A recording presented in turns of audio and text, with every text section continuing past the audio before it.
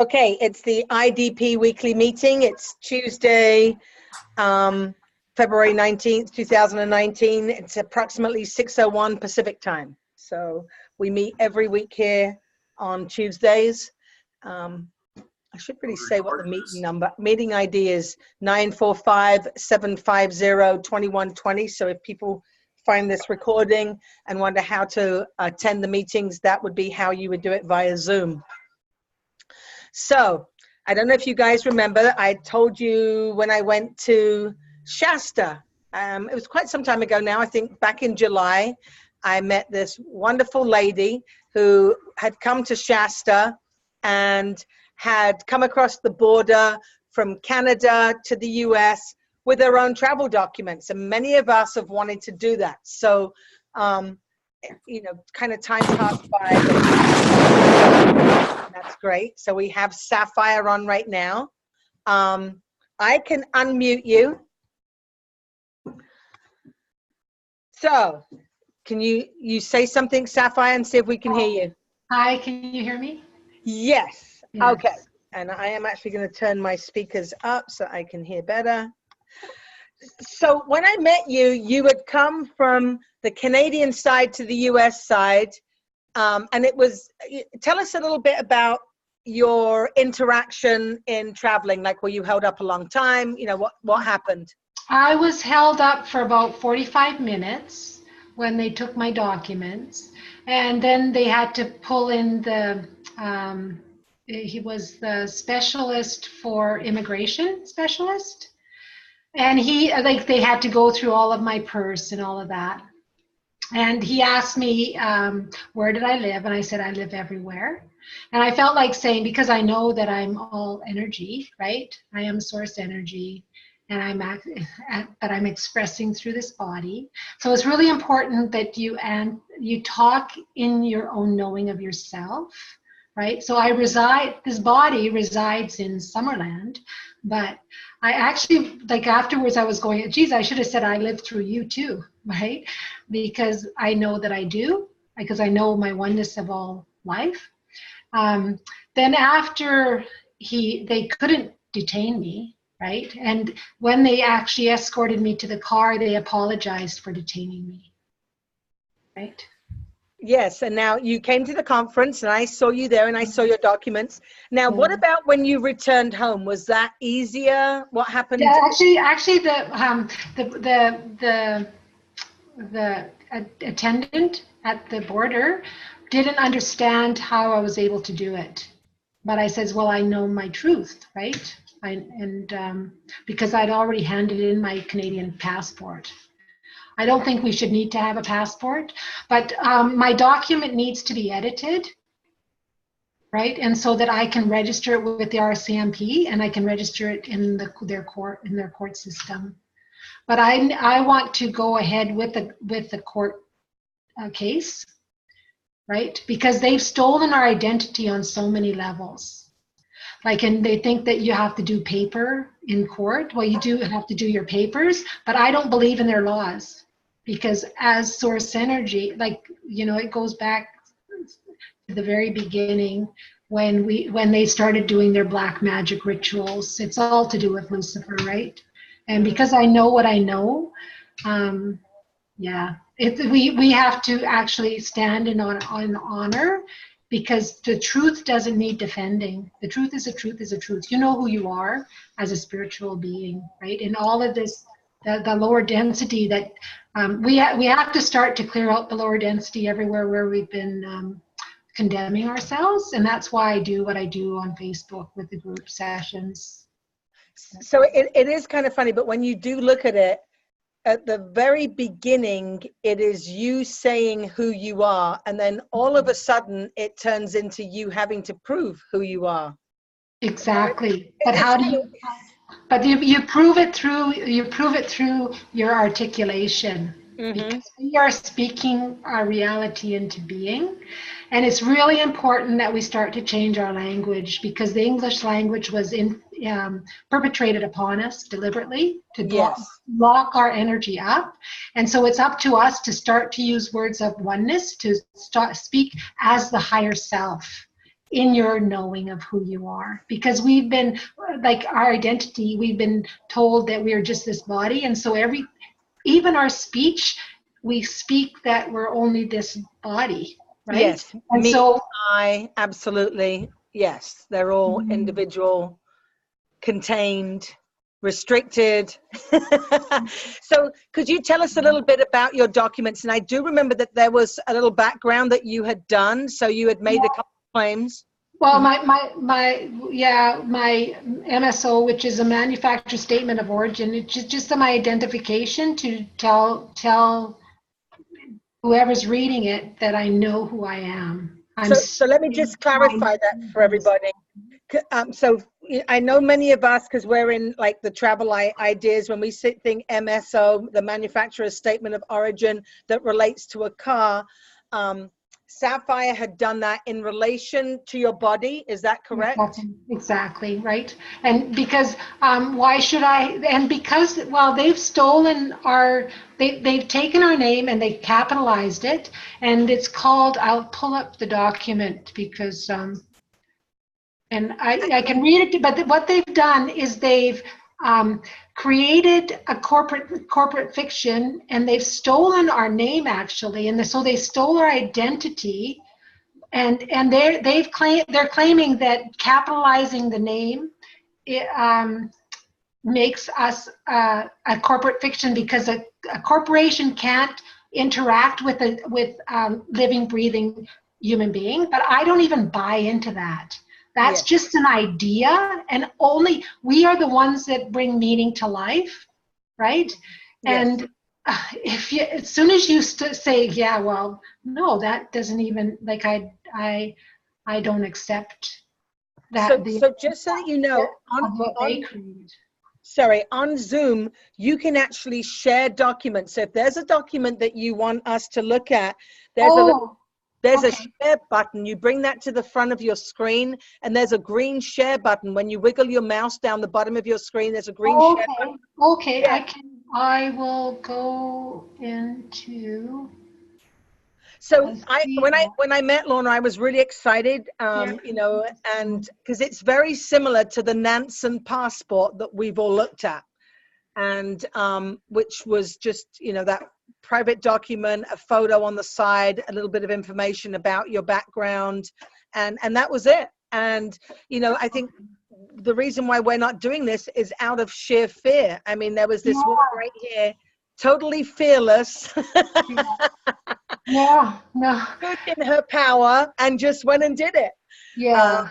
Well, I actually made that document in one day, because I wasn't going to go to the Mount Shasta thing, and then I changed my mind after speaking to what's his name that organized it? Robert Potter. Yes. And so, yeah, sure, I want to go, but then I go, oh boy.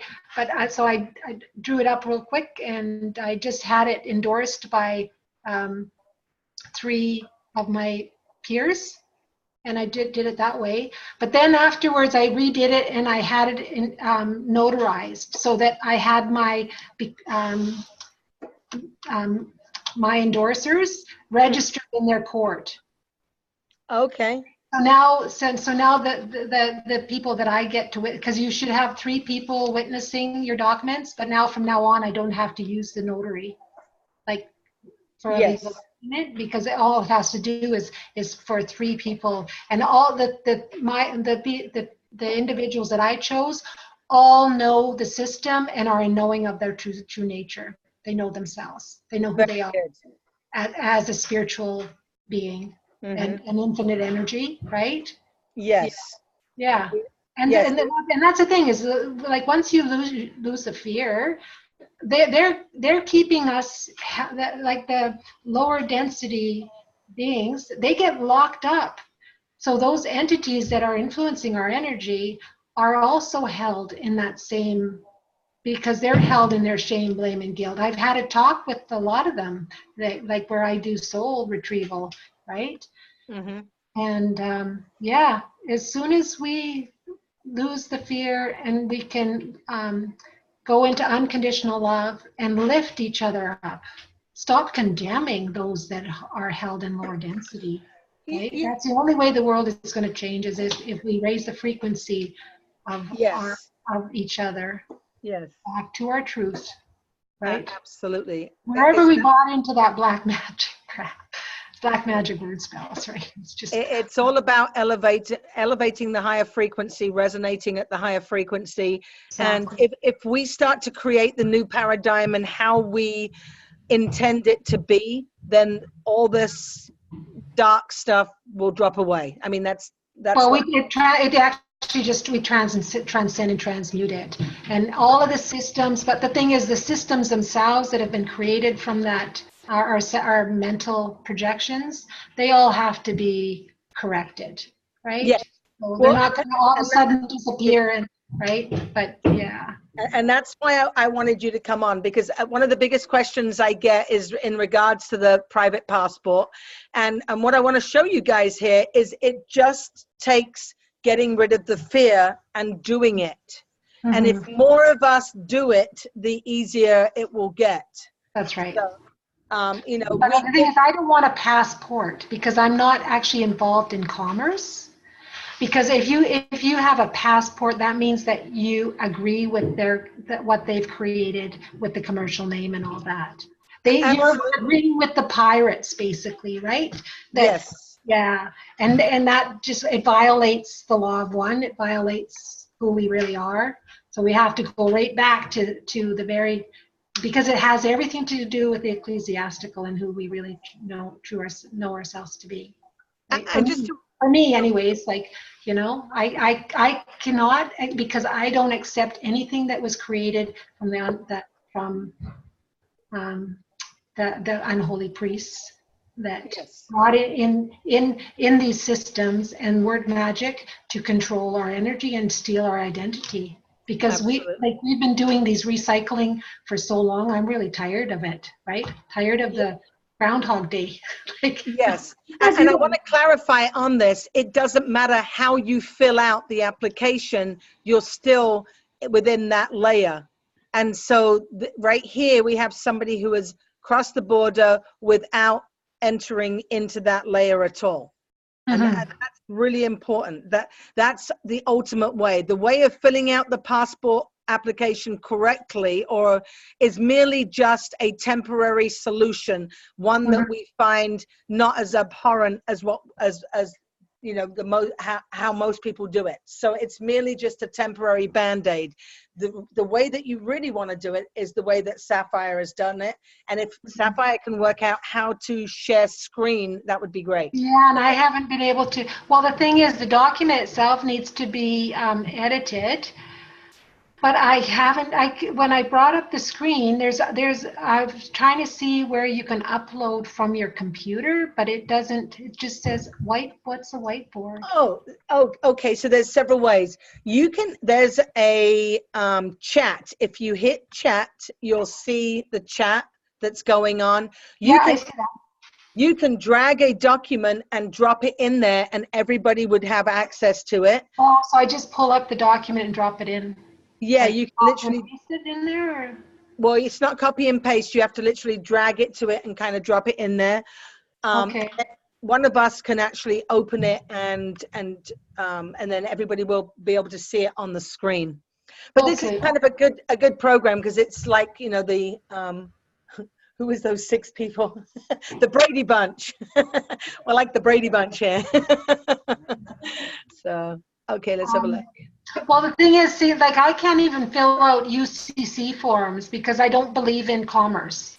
Absolutely. I don't believe what they've created. I don't believe in what they're locking us up with, right? Yes, agree.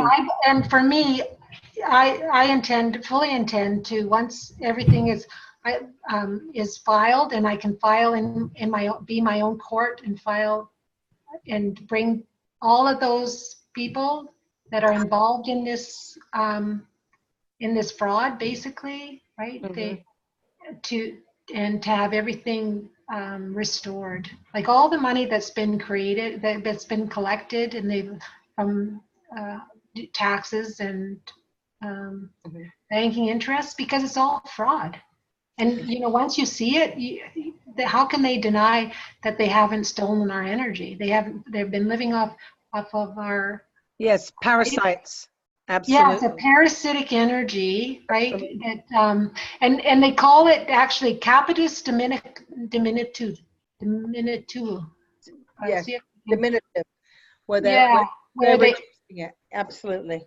where they actually have stolen our personhood. And status. It's more of a status to some extent, but yes, Yeah, absolutely. but I don't even I like and the thing is, as soon as you can you recognize that, you everything that this society is based on, which is the capitalized name, the legal name, falls apart because you don't have to, because they created that. I don't believe it. I don't. It's just a thought, and just because they came up with that thought, but there's billions of people that are believing that, right? That could actually be true.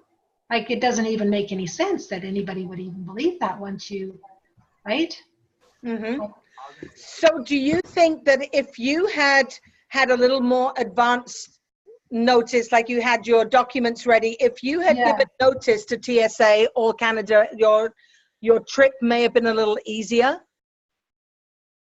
Oh yes, yeah. I have, like, it's really important that I can find somebody that can help me to edit my documents so that I can actually register them with the RCMP. I've actually already filed notice, and I've sent an affidavit to the Minister of Justice, and they all know that they're like, well, some of them I think that some of them are so brainwashed and so under that hypnotic trance that they don't even see how they're being manipulated from the external and from the internal, from that entity attachments, and also from the Luciferian, mindset. Absolutely. Because they go into these systems and they learn the system, but they don't really see the thread of how they're being manipulated. Because they, as their source energy, we're being manipulated. Why would we do that? Yes. Yeah. So Paul, are you able to speak? Where's Paul? Is he still on here? Paul James, I'm going to unmute you. Yeah, be good. Okay. So you I can take a punch. Never mind. No. He. It's just when he starts, that's it. Oh my God. But anyway, I keep him on a short rein. The one with the many words is accusing me of talking too much. Carry on. Hello. Somebody called me the goddess of travel, and I don't know if they're on here, but it was pretty wonderful. And everyone around me found that really hard to live with ever since that's been said. But anyway, Paul, you came from England to the US, and he didn't have a visa. So do you want to say what happened when you got, how did you get through? What happened? Well, I have an expired green card, which expired in 2013. And that was, I had that from, when I was happily in the system, brainwashed, and didn't really know what was going on. And then after I realized what it was and what they had done, or what had happened, essentially to lock me into this bullshit world system, I never wanted to renew it. And that caused me a big problem. But then finally, I had to go back to England because of a family member being very ill. And I went back, and I just kind of bulldozed my way through with this green card. On the way back, though... just very quickly, how long were you in England for, though? You were there for quite some time, wasn't you? Oh, several months, yeah. It was more like 9 months or something. I think it was, you had a baby. I came in and out twice, right? Yes. But anyway, here's the interesting point. On the way back, the airline refused to let me to board because the green card had expired several years ago. And anyway, I said, look, I showed them evidence. I'd written all these letters to DHS and all the, Trump administration, everything saying that, look, I don't fit into one of your boxes. I'm not a United States citizen. I've taken measures to operate as an American national, state national, etc. Here's the paperwork. It's been filed into a court, blah, blah. Anyway, they wouldn't have any of it. So I ended up just grabbing all my cases and going straight down to the American embassy. And, you know, normally you have to have an appointment to get in there. But anyway, I managed to get in. I got through like 3, you know, blockers, if you like. And I got up to this guy, and the guy looked at my letter, he didn't even speak to me, just took a letter out, a letterhead from his drawer, stuck it in the computer, and wrote up this document basically saying that if you have a green card and it's expired, it's good for 10 years after the expiration. And stamped it, banged it, and that was it. I went back to the airport. The DHS person there was livid, but I had the balls to come back and, you know, get remedy, and that she didn't have the power to stop me. And that was it. I came back. You know, caused some problems on the end. You know, I had to wait around on the East Coast when I got through, but, you know, they let me through. So, I mean, there's always... There's a way. Well, if you know what you're doing and you know what you are and you can stand on what you know, Yeah. they really don't have a reason to stop you. Okay. Salam, I sent you a private message. Can you open up Sapphire's document? I don't have Word on this particular computer, but if you could open up and share screen, it would be nice to have. Doing that, while he's looking, I was going through the Law of Nations the other day. Yep. Toward the latter sections, there's a whole section about passports. And it appears to me that the whole passport system was introduced once we were under emergency war powers. And it's basically, you know, I realize it's a commercial document, but I also think it's basically because we're being operated on under military government under emergency war powers, bankruptcy, which is all completely contrived and bullshit by the black magicians, as you said, Sapphire. So it's, you know, whatever it's all bullshit. Everything they've done is bullshit. I agree. It is all bullshit. Yes. We don't mince words. I could go on, Jackie, but I won't. Perhaps anybody that can open the document and share screen. I don't have Word. Oh, look at that. Oh, you have too many words. Yeah, I know. And that's why I need somebody to edit this document for me, right? That's okay. We can work this out. But there's also, what I need to change in there is, because I've upgraded my thinking, that I don't agree that they stole, they can act, like I was actually agreeing with them that they could actually create a corporate fiction by capitalizing the name, to capitalize on our energy. I don't think so. That's just an idea. It's a philosophy which has no weight whatsoever. I think the real point here is, Sapphire, just like you said, the need for documents is bullshit. You could have got through with anything. You know, this is what you created, and I remember looking through it, and in my knowledge, there was some things that I wasn't in agreement with, but that didn't make no difference. You did it. It worked. And that's what matters, is the fact that when you take on some of these things and it's about, you know who you are, and you know where you stand and where you want to be standing, and they have no power to stop you. That's the important part. What does that say at the top? Manufactured statement of origin. Is that right? Yes, that's what Sapphire called her document, and I was totally blown away by that title. I'd never heard of that in our groups before, and it worked. Just like a product or a piece of equipment car or something. Really? Well, Your body Your is a personal vessel. conveyance, Well, we isn't it? manufactured our body, right? Our body Right, is. yeah, your body But, is your but we're not just a thing, but we're also infinite. And so what maybe we should be changing using a different title, right? It worked. It works for you.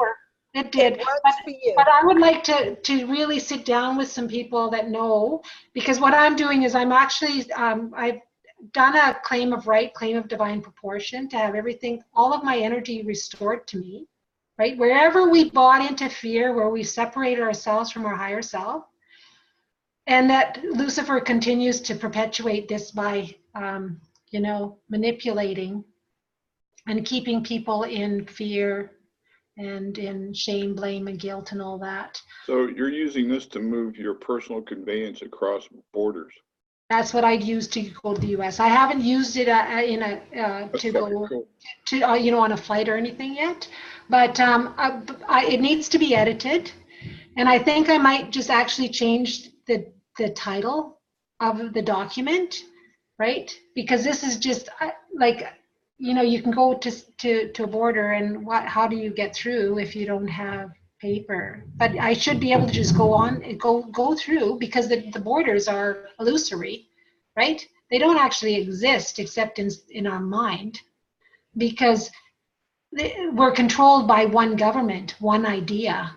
There's only, right? And which has created a whole bunch of different corporations, but it's still one family lineage. There's one lineage that's controlling the entire planet through force, through military action, through violence, right? And I don't accept that. I'm not a violent person. I wouldn't perpetuate harm upon myself, because I'm living in the oneness of all things. We really have to restore oneness, because there can be no ownership. Ownership doesn't actually exist, because we are all energy, right? And so that every idea that has kept us in separation consciousness, separate from our knowing of our true self, that all has to be brought into the light. And we have to start doing things differently. And I cannot accept filling out a UCC form in order to get my estate. Like, really? No, just restore all the energy that you've stolen from me. Thank you very much. And I'll be happy. Agreed. So in the document I just put a link to, that is something called a Nansen passport. Those passports have been around since the time of the war, when the Jews were not allowed to roam around, particularly in terms of Russian Jews. And so Nansen created this passport, and it's very similar. It just has a photo, has some information on it. It's very basic, and those work. I mean, the whole thing that I was telling you guys about the private passport is based on that Nansen passport. So it's certainly worth reviewing. Yeah, but the thing is, as soon as we buy into the idea that they can manipulate and not allow us to travel, depending on our lineage, we're actually allowing their diminishing of our character. Not just lineage, it's also like right now, if you owe more than $50,000 to the IRS in America, they can stop you from having a passport. And the idea of the Nansen style passport, and if you take a look at it, it doesn't look anything like a passport. It's a document just like yours. And what it's saying there is it is available, or the concept is available to anybody who is restricted in their travel, because under the not so much the law of nations, but under the Declaration of Human Rights, everyone has a right to come and go and leave their country and go back to their country. Travel is a right. Well, the thing is, we want to get, like for me, I want to resolve that idea that I was born to a country, because that was also an idea that was imprinted into us. We are of the earth, and we should be able to move around that. I should be able to traverse the cosmos, because whenever you want, without limitation. How is it that they can limit me with a gun, with force? I don't think so. But the thing is, we all have to really embody the truth of who we are, and not allow that manipulation any longer. Agreed. right? And yeah, so how do we move out of that whole idea? And for me, I would really appreciate having some help to edit my documents so that I can actually use that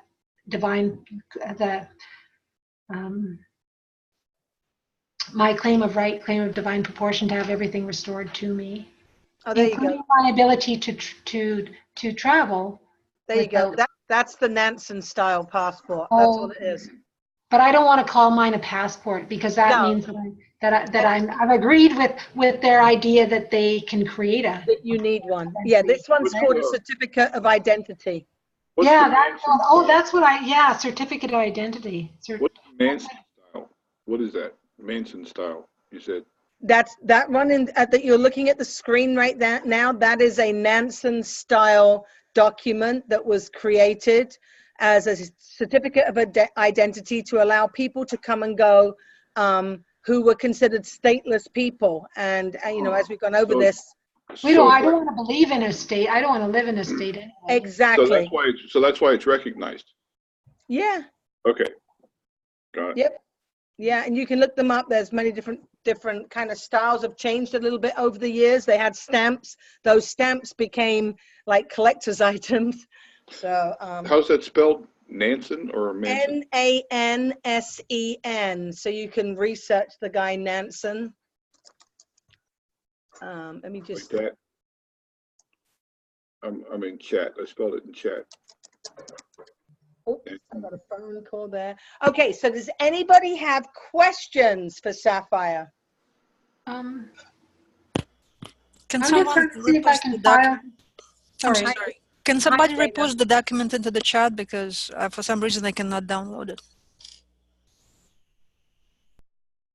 What I could do is I could copy and paste it and send it to you in an email.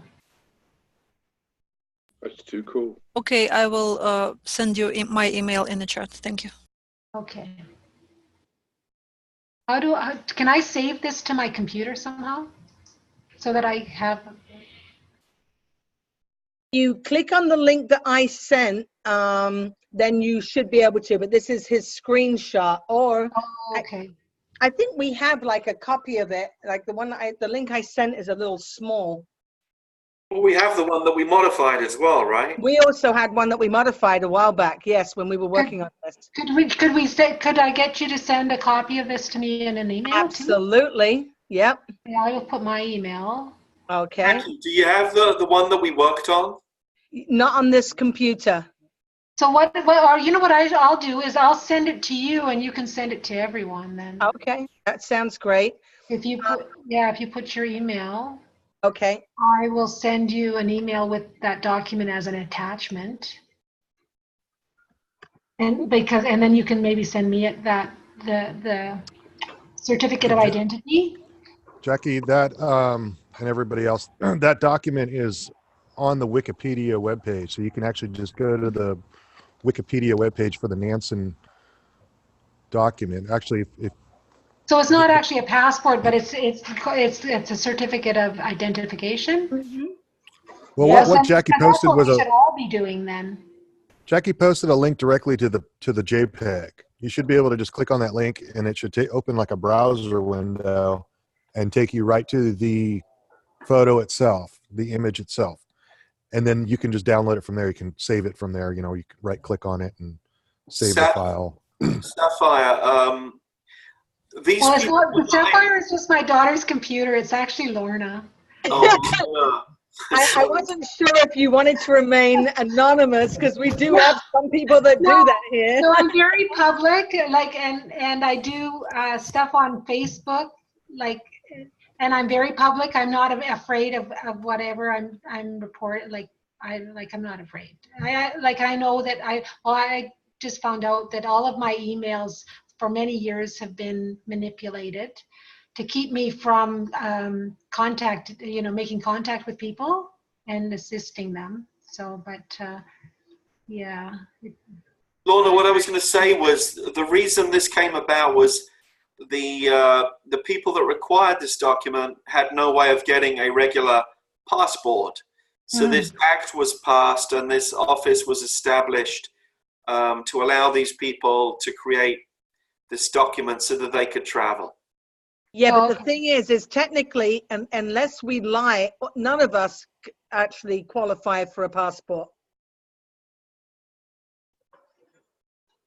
Well, the thing is, I don't want to be able to qualify for a passport because I don't believe in what they've created. Well, there are questions on the application for when you know the things you realize that you can't agree with the questions that they're asking, and that technically you don't qualify for their passports because you're not a US citizen. All these things that they require, you don't fit into.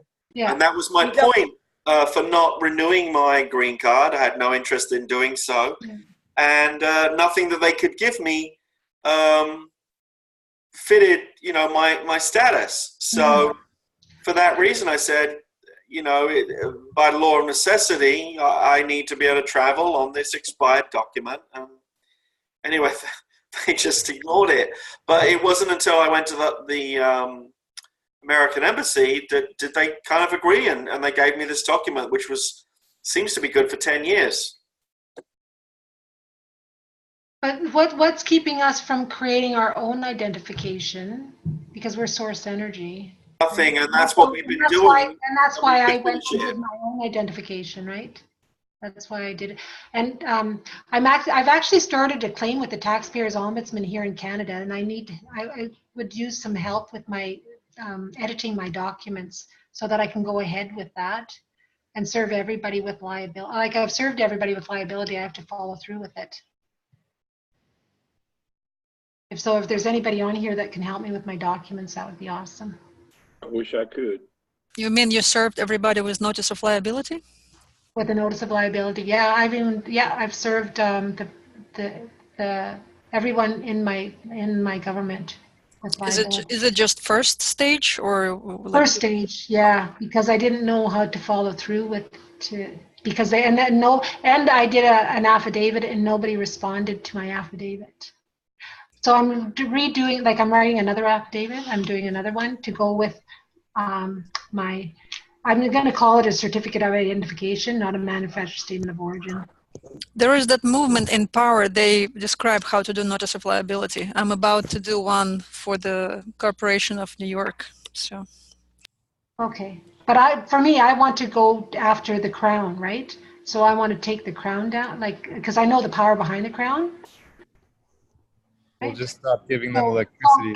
Transcending and transmuting that energy completely, because I have that ability. And if I have more people to do that with me, then we can do it, right? I'm kind of working on something along those lines in terms of the process and procedure, but it'd probably be better if I talked about it later because it involves some other stuff and it would derail the conversation.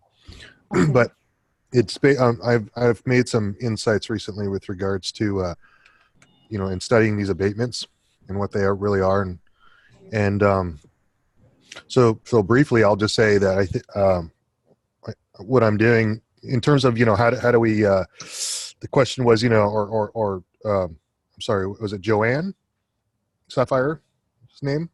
Lorna, sorry. Lorna, somebody was saying,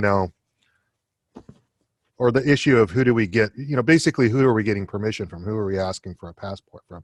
We don't want to ask for any permission. Exactly. So anyway, kind of along those lines, in terms of establishing your person, I think I figured out a way to basically go about the process, which is an administrative type process.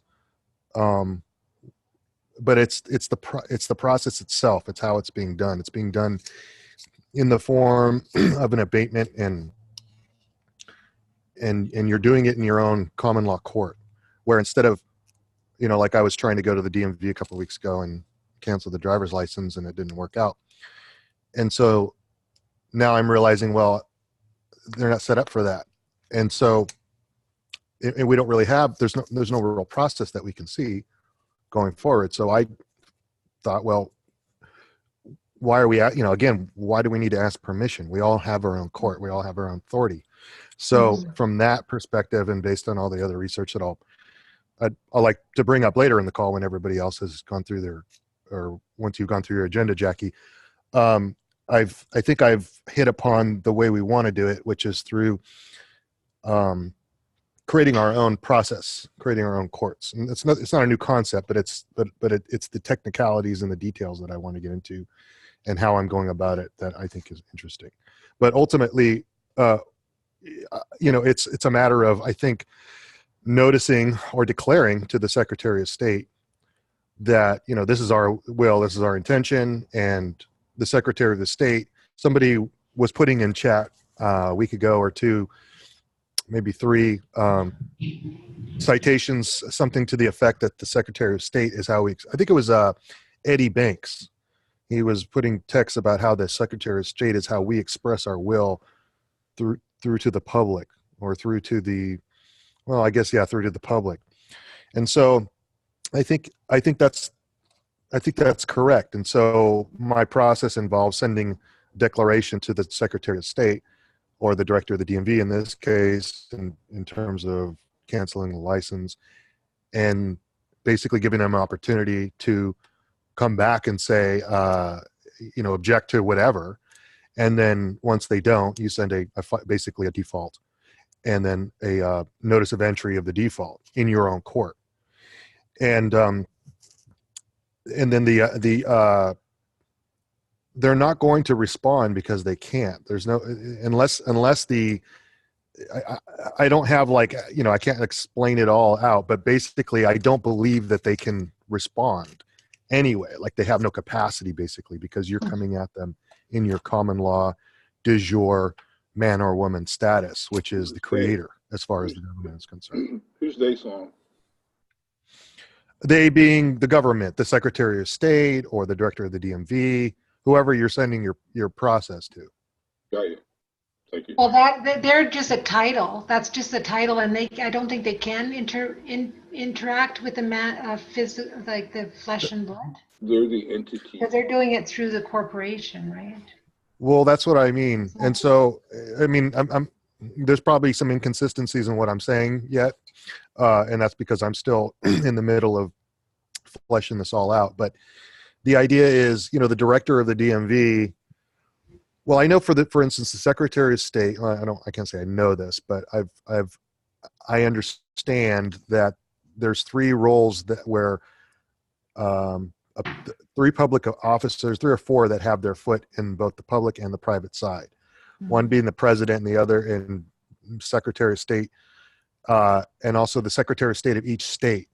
They can see the private, and so if you serve process on them as their title, I think you're talking to them in the public. So if you want to express your will to the Secretary of State, coming from your true will as a man or woman, then maybe you need to address them as their actual name. You have to address them as man or woman. This is part of this in power movement. Just go through the process, learn it. It's very simple. They describe it very thoroughly.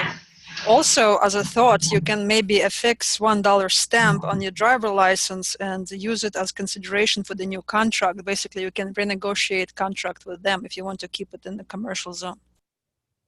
If you need a commercial license, you mean?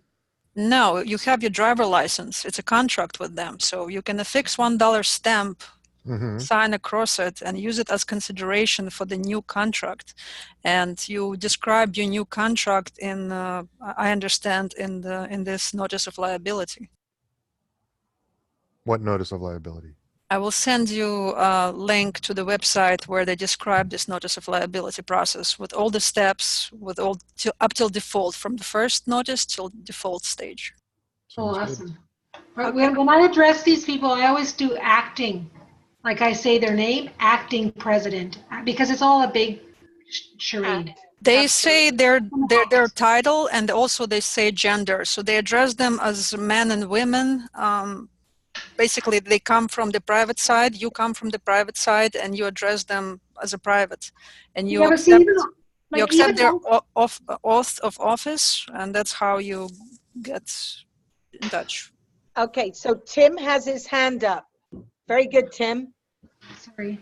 Yeah, it's We have a rule follower. Okay. kick me out. Okay. Go ahead, Tim. So, Lorna, what exactly are you looking for help editing, and do you have any clues on what is better than English? Sorry, pardon? What are you looking for help editing? Like what needs to be edited specifically? Yeah. Like, is it this document? Is it something else? Is there something specific in this document, and also my claim of right, claim of divine proportion, and also my affidavit once I have it complete. And then I saw that in your document it says that you were recognized in the Supreme Court. And are you looking also to find an alternative to that? I'm not sure what your question is, Tim. Just because you're talking about how you want to be recognized from the standpoint that you are divine source. Yeah. So I saw that and I thought that could be one of the things you were working on editing. Yeah. Yes. Yeah. That. Well, and you know what? My status and standing's already been recorded in their court as divine mother. So they already recognize who I am. So now all I have to do is to they already are aware that I know who I am. Like my memories have come back, right? And I'm here to reset all of it. So once we have all of our memories back, then we'll realize that in the paradigm will shift automatically, because we're no longer bound by what they've created from their lies and their deceit, right? So Lorna, when I saw you, you had a very interesting document in regards to your divorce. Sorry. Yes. Do you have that document? What did they call you? There was a certain thing. Yeah. Well, Queen Mother, right? So that's right. It's right recorded in their. It's already been recorded in their court. My status and standing as a sovereign, because people don't realize you cannot be a sovereign citizen, because sovereignty is always the highest expression. So that means you're the highest expression of your knowing of who you are. So I know that I'm source energy, but we all are. We're all that, right? I'm not claiming it for myself, I'm claiming it for everyone. Because I know that I am living in the oneness of all things, right? And so I'm empowering each and every one of us to step into that knowing that you are, each and every one of us are as in a sovereign expression of our divinity. Source energy. We are all kings and queens. So Tim, did you have more? And you know what, in that Elizabeth, acting queen, she is not a sovereign, because she's given her power away to her controller. So anytime you've given your power away to a controller, you cannot claim sovereignty. Agreed. And so, right? Yes, that's why. I like to point out that she's called the royalty. So their family is the royal family. They're receiving the royalty. Yeah. They're not. That doesn't mean that they're elevated in some status. Exactly. It just means they're the ones that are receiving the royalties. So now it's time for us to claim our royalty, to receive that which we should have always had in the first place. It has been stolen. And it's been stolen from us. And they've stolen our identity by standing between us and our higher self, the source of who and what we are as source energy. Okay? And they've claimed our expression in physical form, through corporation, through that creation of the corporation, right? And then we buy into all of this, right? And buying into their system that we have to follow their and Gobbledygook. they're gobbly. And the thing is, if you look up in Black's law, the definition of person, their laws only pertain to a person, because a person is a corporation. Mm-hmm. So we really want to stay away from that, identifying ourselves as a person, because then we're falling into there. Because if you go, like even when I was in at the border and I was looking at all of their laws on the wall, it only pertains to a person. It doesn't pertain to a man. So we want to stand in our knowing of ourselves as a divine man. There we go. Like, and you can feel that shift as soon as you say that. As soon as you claim yourself as a divine man, and man pertains to woman, female, male. Yeah. Any other questions? Have you found any clues on what could be a more harmonious way of communicating that's not English? Well, I'm wanting to relearn Sanskrit. As soon as we learn light language, we're born with light language.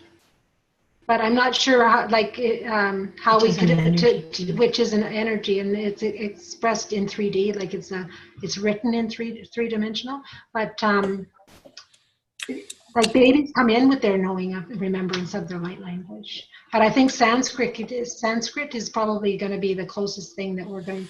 If we can all start to revert back to Sanskrit, would be our best, I think. Another language I saw is interesting. I saw a video on YouTube of just going through different. You start just a speaker playing low frequencies and then raising up through higher frequencies. Oh, kymatics. Yeah, and there's sand on top of a plate sitting on the speaker. Yeah. We'll actually cycle through a few Hebrew characters, if I recall correctly. Well, actually, that brings up the Meru Foundation and the guy who has he modeled the toroid using it's like the essence of a toroid, and by orienting the shape in different angles, it reproduces all of that. So that's you can look that up on the Meru Foundation, MERU, and it's this guy who looks like Mr. Rogers who talks about all this. There's tons of videos on YouTube about it.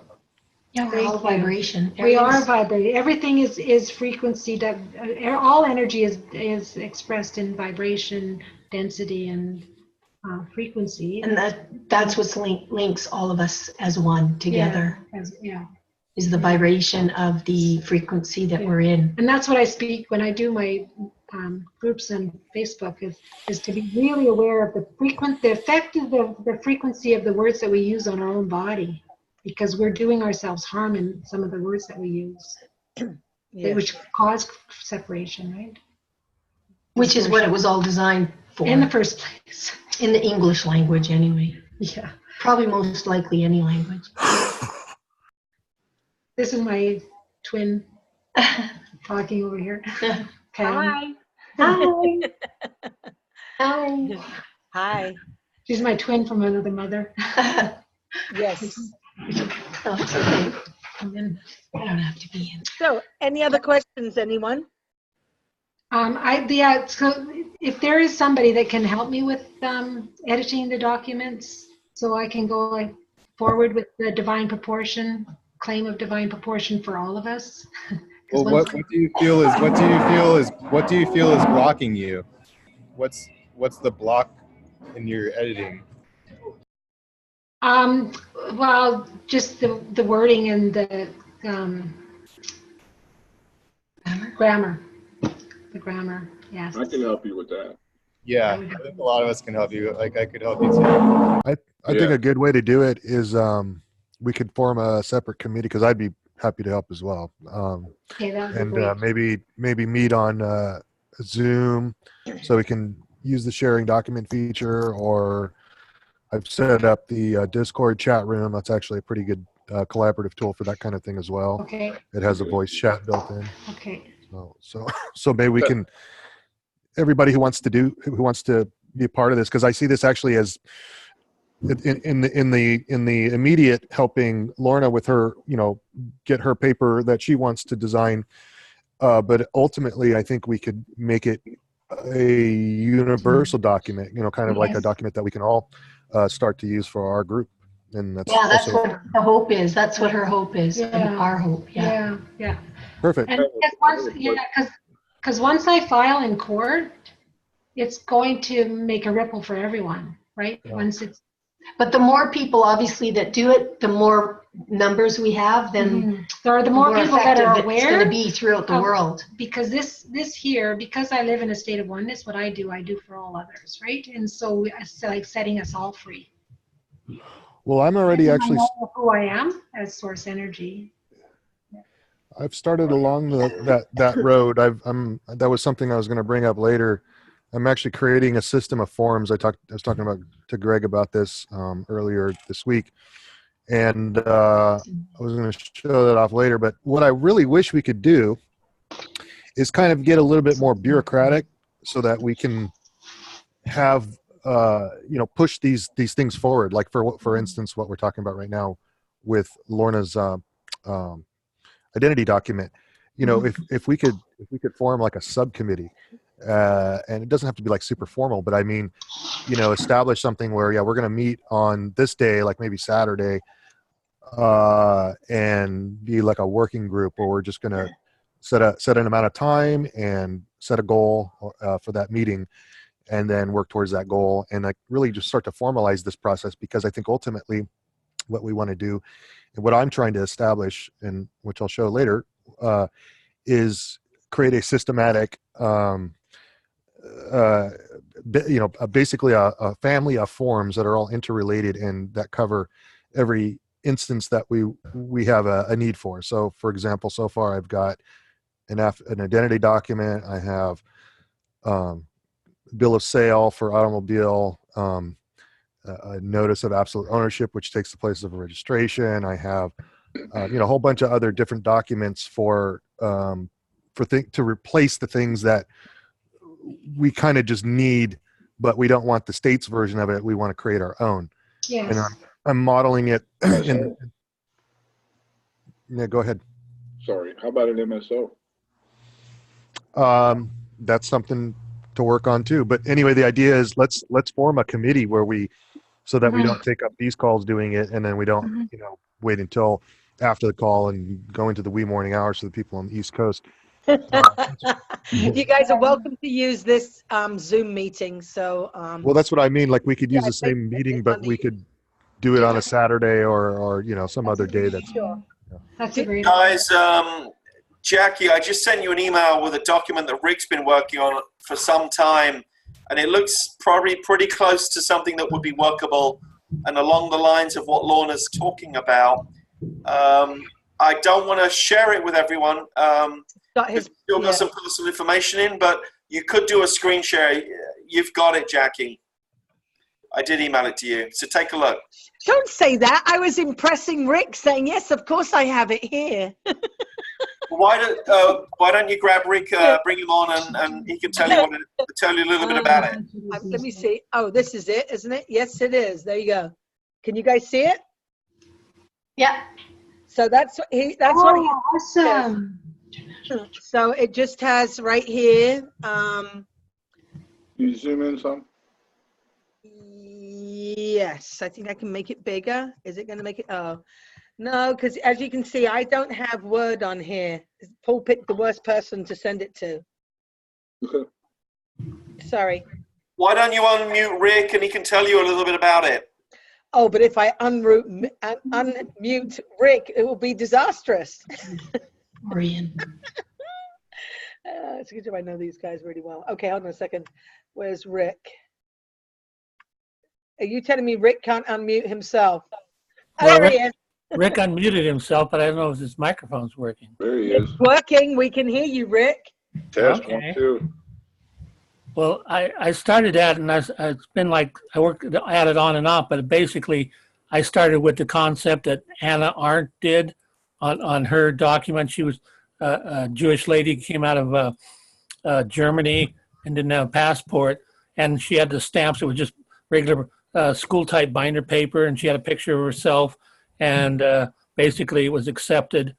And but she was a displaced person, and I didn't want to go from that standpoint. So I looked at stuff, I studied, and some of those terms you might have problems with, but again, they're terms that an Esquire would never use and wouldn't be in Black's law, because Black doesn't deal with the sovereign. And again, like you're all saying, we're sovereign beings wherever you're born, but this also is international travel authority, including using any type of motorized mode of locomotion, automobile, bus, motorcycle, whatever, on the common way. And anyway, you can read it. And the blue is because it's contract, and they contract. The purple ink is what the sovereign uses.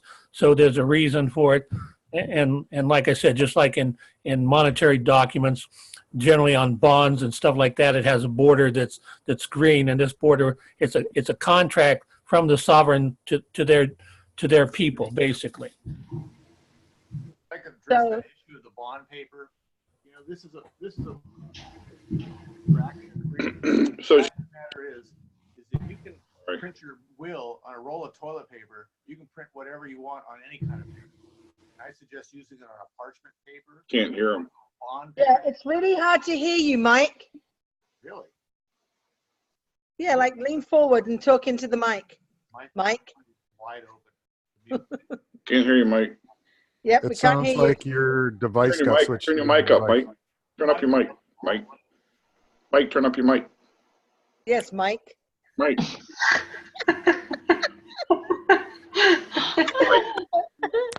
Don't let Mike get the mic. Turn up your mic, Mike. Mike. Yeah, can I add something? Sure. I don't recognize the provinces or the state or even the countries that are created. Agreed. Because they've been created illegally and unlawfully. Because Well, they again, they're not only just corporations, but they're just an idea that's been enforced through that whole system that they've created that doesn't even hold water, right? It's just an idea that we bought into. Still can't hear you, Mike. They're all de facto. They're all de facto, and so I wouldn't actually put that from statement on any of my identification. Just as well, you could put the landmass known as North America because you were born someplace. I mean, the physical body came into the origin of it was called Turtle Island. Actually. Turtle Island. North America, South America were all created afterwards. Yes. So I would go back right to the origin. So the subject before all the bullshit started. Yes. Yeah, that's why we have to remember our origin, the origin of us. Right? And to be a citizen, actually, the definition of a citizen is to be born to a city. And what they've done is they registered us to the City of London Corporation. Right. Yes. That's right great. Where I'm from. City Yeah. of Westminster. Oh, it's okay then. I thought it was Yorkshire. Okay, let me unshare. Yeah. So can I add something as well? So it would be really interesting to have this document and then the other ones that Salam spoke of as well, and Tim, where we create a committee together that we can all come together and then do this kind of work. Yeah, or to create, to solidify a document. Yeah, as Salim said, the system of forms. Yeah, one of the things that's all of us are different, and we all come from different angles. We and that's what's great about everybody. There should be ways to incorporate our own belief systems, but at the same time, kind of a template, just not yes. Template. Yeah, we can do that. that. It doesn't violate the truth of what we are. Of whom we understand ourselves to be at any given time. We need the title for the group, like Sovereign Committee. My greatest wish is that everybody comes to the realization that they are source energy. The Source Committee. Or Source Committee. They are. Source Committee. There you go. That would work. Yeah, I like that. Source Committee. That would Source work. Conformance Committee. We are the source of our compliance. We need something that has a cool acronym. Yeah, no acronyms. Of course, we also have to be careful. So we have had groups before where you've had people who didn't even want to harm a bacteria. So we have to be very cautious in the way we go forth in allowing everybody to have their ideas, thought about and included. Well, I'll just say the way that I'm developing my forums is based purely on common law, and I know that term requires some explaining or at least defining in my sense, but they're really just simple documents, and I'm trying to keep them as simple as possible so as not to try to mix in a bunch of nonsense. It's really just based on your own source authority. Yes. Like like if you look at something as simple as a bill of sale, it's something that probably all of us here have experience with. And that's a title document. That works as a title document. I've proved it for myself. I've had interactions with police where they saw that and it's like, okay, that works. And that's something that I just made with my own hand. And it just says bill of sale, and it has the seller and the buyer and how much consideration was and the identification of the car. And we signed it. Boom. That's an official document now. So everything that I'm creating is along those lines. This is just stuff that's like, it's all based on just old common law stuff that's already in existence. And then, and in these other things I'm doing, like an affidavit of identity, for example, it's just based on principles, and you guys saw that document before several months ago. I'm still working on that. But, the idea is everything I'm doing is all based on very simple principles where it acknowledges, it acknowledges once you have that belief, once you can clear through all the clutter, that you are the ultimate author of your existence. Yes. You are the ultimate authority. So that's what I'm doing. Just very simple stuff. Beautiful. How about pictures? We don't have to decide on a name. It could just be a picture, like the lotus petals or something. It really, this is, I can already see there's going to be changes of how we get called and all that stuff. So let's say, is Saturday a day for people? Mm-hmm. Yeah? God. That could be the acronym. Of course, the word source could also be the acronym. But again, we could just use a picture. I think Saturday or Sunday works probably better for most people. And Let's probably do Saturday, because here's why, Salam. Did you see the message that I sent you? I wanted to set up a little group in regards for California and repossessing cars that are stolen. Oh yeah, the Facebook. I think you posted on Facebook. I sent you something on there. Yeah, I haven't gotten it yet. Yes. All right. So, any other questions, you guys? Any points? What time Saturday? What time Saturday? How about 10 a.m.? Does that sound good? I was thinking the same exact thing. There you go. Standard time? 10 a.m. 10 a.m. Pacific, Saturday morning, same back channel. That's the 945-750-2120 number.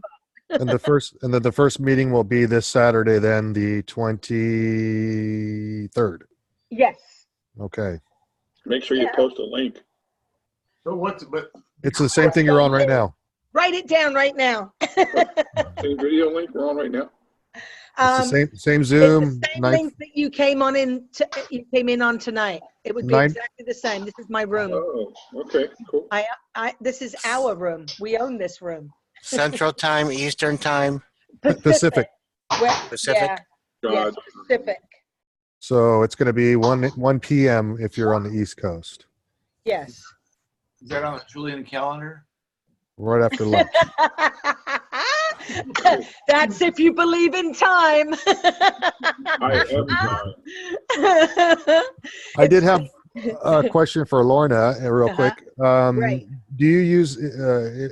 Hopefully, you don't get pulled over by police for any reason. But if and when you do, you produce that your identity document? Well, I was just thinking about that. I need to put once I get the right document, I'm going to keep it in my car. Oh, okay. Because So what do you have right now?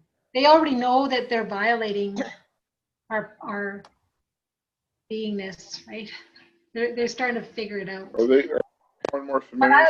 Well, the thing is, once I have the proper document, I'm just going to take it to the RCMP and have it filed. I tried to change my identity to have my name in uppercase, lowercase, and they automatically put it into the uppercase, which now I want to actually send a document to them stating that they are in violation of my, We'll see. This is where the process I'm working on comes into play. I don't think you're going about it the right way by first of all by filing. I don't know if you misspoke, but by filing, what you're doing is you're giving them information that they're going to put into their systems by their process. Oh. And so what everything comes down to is you want to record is one thing, but you want to serve. And this is something I was going to get into later, but let me just play this little word game with everybody real quick. What's the difference between filing and recording? It should be fairly elementary to everybody, right? But filing is notifying the court for permission. Well, Right. specifically, when you're filing something, you're putting it into something already exists, a case that already exists, right? Mhm. Recording, you're actually creating a file now, effectively. I got that So, wrong. and then filing is also, well, it's the technical difference. You know, you get corrected a lot when you say you go to the recorder's office and you file a document. Well, you don't file documents in the recorder's office. You record, because what you're doing is the act of recording is making public notice of some act or something or whatever, Okay. right? Mhm. So there's a difference between filing Yeah. and recording. Okay, we understand that. So now, what's the difference between filing and serving? This is the mind game. I want to see if somebody is on my wavelength. What's the difference between filing and serving? I kind of gave a clue earlier. Serving's like delivering. Well, think about when you're filing already into a case that exists. Mhm. What's the difference about, well, let me clarify then. When you're serving, but you're doing it from your own court, you're So creating how do you establish your own court? How do you establish your own court? There's a term for that. well, that's Giving someone In the court of notice. ages? Like how do you record that in the court of ages? Like okay. So this is what I want to get into, later on after when the agenda allows. But okay. the difference, I think, what you want to do is, and this is the paperwork I'm working on right now. You create a process. You create a court. You open a court because you have to negotiate something with the government, this corporation that's has wrong information about you in its records. And so instead of filing and going by their process, which is intended to keep you in the system, you have to supersede it. You have to transcend it. And so my idea is you're creating a court. Everybody, you're in a court all the time. Your court is there ready all the time, right? So you in are terms the of this court. paperwork, you are the court. So this process I'm creating is, the first thing you're doing is it's a declaration. For instance, in my case, I'm creating a declaration for canceling the driver's license and your state ID. And what I'm going to do with that document is it's set up sort of like a court docket. It has a caption, and it has the parties, the claimant and the respondent. I can show it later, like I said. But ultimately, the idea here that I want to get to is that I'm now going to serve this on the director of the DMV through registered mail. So it's going to be in the post office. The clerk at the post office in this case is going to act as the clerk. And they're also the witness to the process effectively, right? But they're basically the clerk of my court. And I have ideas, like, again, I'll go into them later, about how I figured out how to have the clerk stamp the document, just like it would be a court clerk, stamping up in the corner or whatever. But I'm going to open a court. This paper opens a court, right? It's the suit of the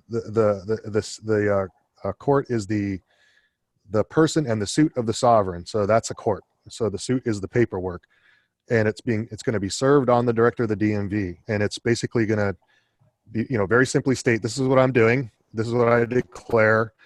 And if you have any problem with this, or if there's any objection, whatever, respond within 30 days. Here's the address that you have to respond to, by registered mail, blah, blah, blah, gives instructions, because it's my court. So I'm establishing the rules. This document establishes everything that my court says they must do in order to stay in honor in my court. And so then there's, I expect them to not respond because they can't. And so they're going to default, and then you follow up with notice of default. It's basically like the first paper is sort of like an order to show cause, sort of. It's not exactly that, but it's in the vein of that, because to be honorable, you want to give the state an opportunity to object, which, you know, you have to give them their due process. But ultimately, in order for your process to be considered valid, to be respected, if you know, let's say it's reviewed by a judge who is looking at your traffic ticket and gets a hold of these records or whatever, you know, and they look at the whole thing that you did, and well, yeah, this is correct. It's a correct default, you know. So basically, it follows the process. You give them notice of what you're saying. You give them an opportunity to object, which they're not going to do. You default them then after the time period. You give them 30 days, I think is fine, and then follow up with a notice of entry of judgment, just like we get when if you've ever been defaulted on a judgment. There's the entry of the judgment, and then there's the notice of the entry of the judgment. And it's not until the notice of the entry of the judgment is filed that the order goes into effect. Not until it's served, I believe, something like that. So you have that 1, 2, 3. I think that somebody will answer. I think you'll get a response, not from BB Jones anymore, but from something like that, one of the fake officers. And generally you will get something that kind of tries to disregard or tone down anything that you've said.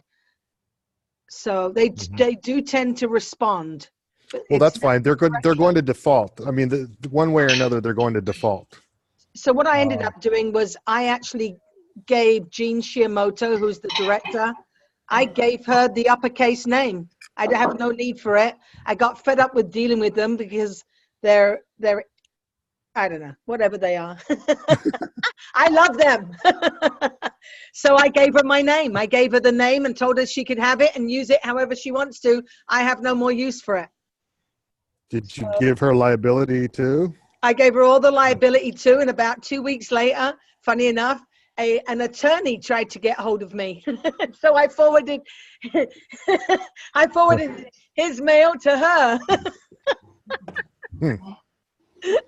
But yeah, I mean, I used to have, I had common law copy claim on that particular name that they used. And I released that common law copy claim and gave it to her with everything that goes with it, liability, whatever they want. Didn't you do assume business name registration? I have one, but not in that exact same name. So as it was, I was actually kind of fortunate that the only time that specific name was used happened to be for DMV. So, you know, obviously my name's not originally Jackie, it was Jacqueline. So DMV, I used Jackie Ann Fig. It's the only time it was ever used, and I had no proof that was a name that even existed. But that's how all their records are. And but my original name is Jacqueline Ann, and obviously I had a maiden name, so I had a different name there. And so the name Ann has only ever been used in that instance. And so I can always tell when anything comes via somebody searching those records. That's pretty slick. Yeah, it was pretty slick. And I got fed up with arguing with them. I was in the same problem that Salem had. Every time I'd go there and try to get them to cancel something down, it just had a problem. It was just driving me nuts. So finally, I dealt with this guy for about an hour on the phone.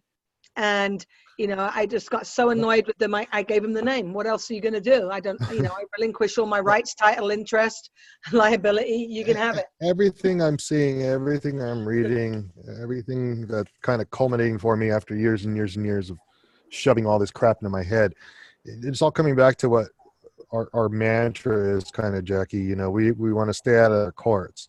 And so I think when we get pushback, like I did at the DMV the other day, it doesn't mean that they're not doing their job or that they're stupid or whatever. It's just that we're in the wrong place. I think ultimately the way we want to do all this. I think the way we want to do all this is privately through registered mail. I think ultimately that's our venue. Hold on a minute, Salam. That again is a pass-through temporary solution to get out of the system. Ultimately, in the new paradigm, you don't need to do any of that stuff. Well, I agree, but in terms of communicating with them is what I'm talking about. I mean, if we want to, you know, like cancel our driver's license, for instance, I think the conduit is to do it privately through registered mail, through a private process. Well, I did that originally. Did you ever see my process? That's exactly what I did originally. Yeah. Let it expire? I have not seen your process, no. Oh, okay. Well, I'm pretty sure it's in the Dropbox. You let it expire, right? Say that again. Let it expire, right? Mine didn't expire at all. No, prior to mine expiring, I did an administrative process and voluntarily, canceled it. Because when I read the codes, I discovered that it wasn't necessary for me to have one. I read it and I didn't fit in with the person. I didn't fit in with any of their terminology. I realized I was not that person. So I wrote to them in a series of documents, beginning with a conditional accept. Actually, the first thing was a notice, then a conditional acceptance, and then I went into the default stages. And back then, I was still able to use a notary. They've got rid of the notarial protest more or less now. They fire notaries that try and use it. But I had one, and I did mine, and I noticed at least 6 people: the Secretary of State, the Governor of the state, the Attorney General, the Insurance Commissioner, the Commissioner of the California Highway Patrol, and I sent everything to the Department of Transportation, because ultimately that's where it all goes. And the Department of Transportation completely freaked out, and they sent me back all my documents with a little note on it that said, "We don't have a court case with you. We have no problems. We do not want this." So that was kind of weird, and regrettably, I didn't continue contacting them. Who was this now? Department of Transportation. Oh shit. Maybe it just wasn't their purview. Well, it is. I mean, if you think about it, the Secretary of Transportation is one of the head honchos. I mean, he's straight under the president. That's actually a presidential appointed position. And so and I'm trying to think of the name of the other Secretary of Transportation. But anyway. What was the response that you got? I mean, literally, it came back almost before I sent it. It was like, I remember it was a Saturday and it came back by FedEx. And so it was really quick. And it was literally sent back overnight by FedEx saying, with my whole packet, "We don't want anything to do with this." They said, "We don't have a court case with you. We don't want this.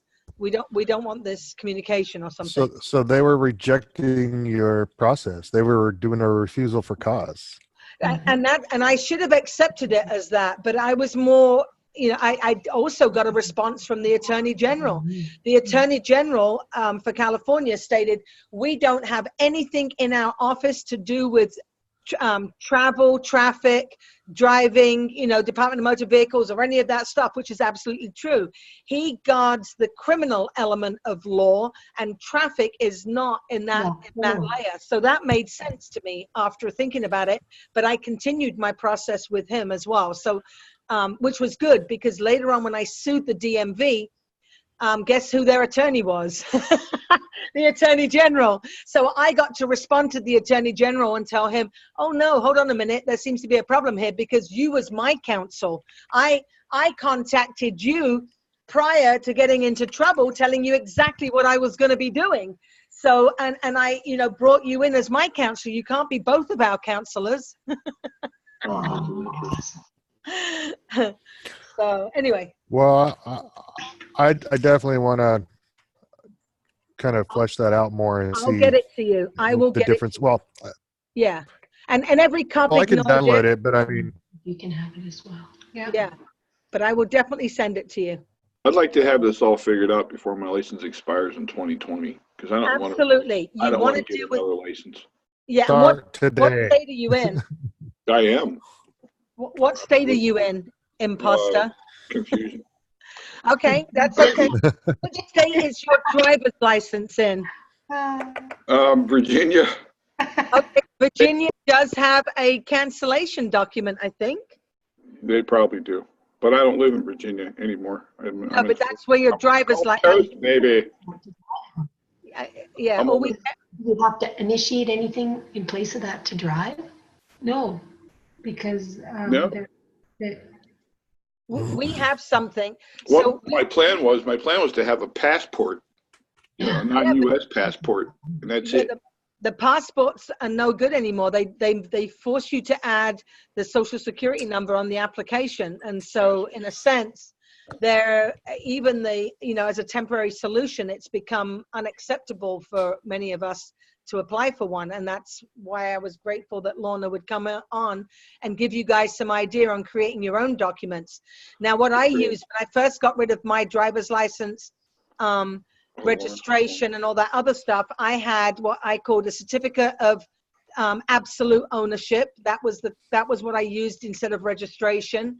I had a document of introduction, because I did not want to call it an identity document. Yes. Anyway, I called everything myself. Oh, I used my own bond and never had any problems with that. Bonds are pretty easy. What about declaration of identity? Do you have some? Can you send me some on that too, Jackie, on the bonds? I'd like to see what you did for them. Yeah, I had several different types. So, there's the silver bond. There's another type of bond that you can use. Some of them you have to be for instance, like for can you just include Lorna on that email as well? Sure. On those emails? Yes, Lorna, did you send me an email? My thinking is, as part of my process, I was thinking to incorporate a proof of bond or something like that, so you can show that you need you're is a taking responsibility. Proof of financial responsibility, because that's how it's termed in our code. So all you need is a proof of financial responsibility. Something to that effect. I'm thinking the idea is, when you're at the same time that you're canceling this, if you're also showing that you're taking responsibility and financial responsibility and all that, it's kind of I didn't need to do that. taking over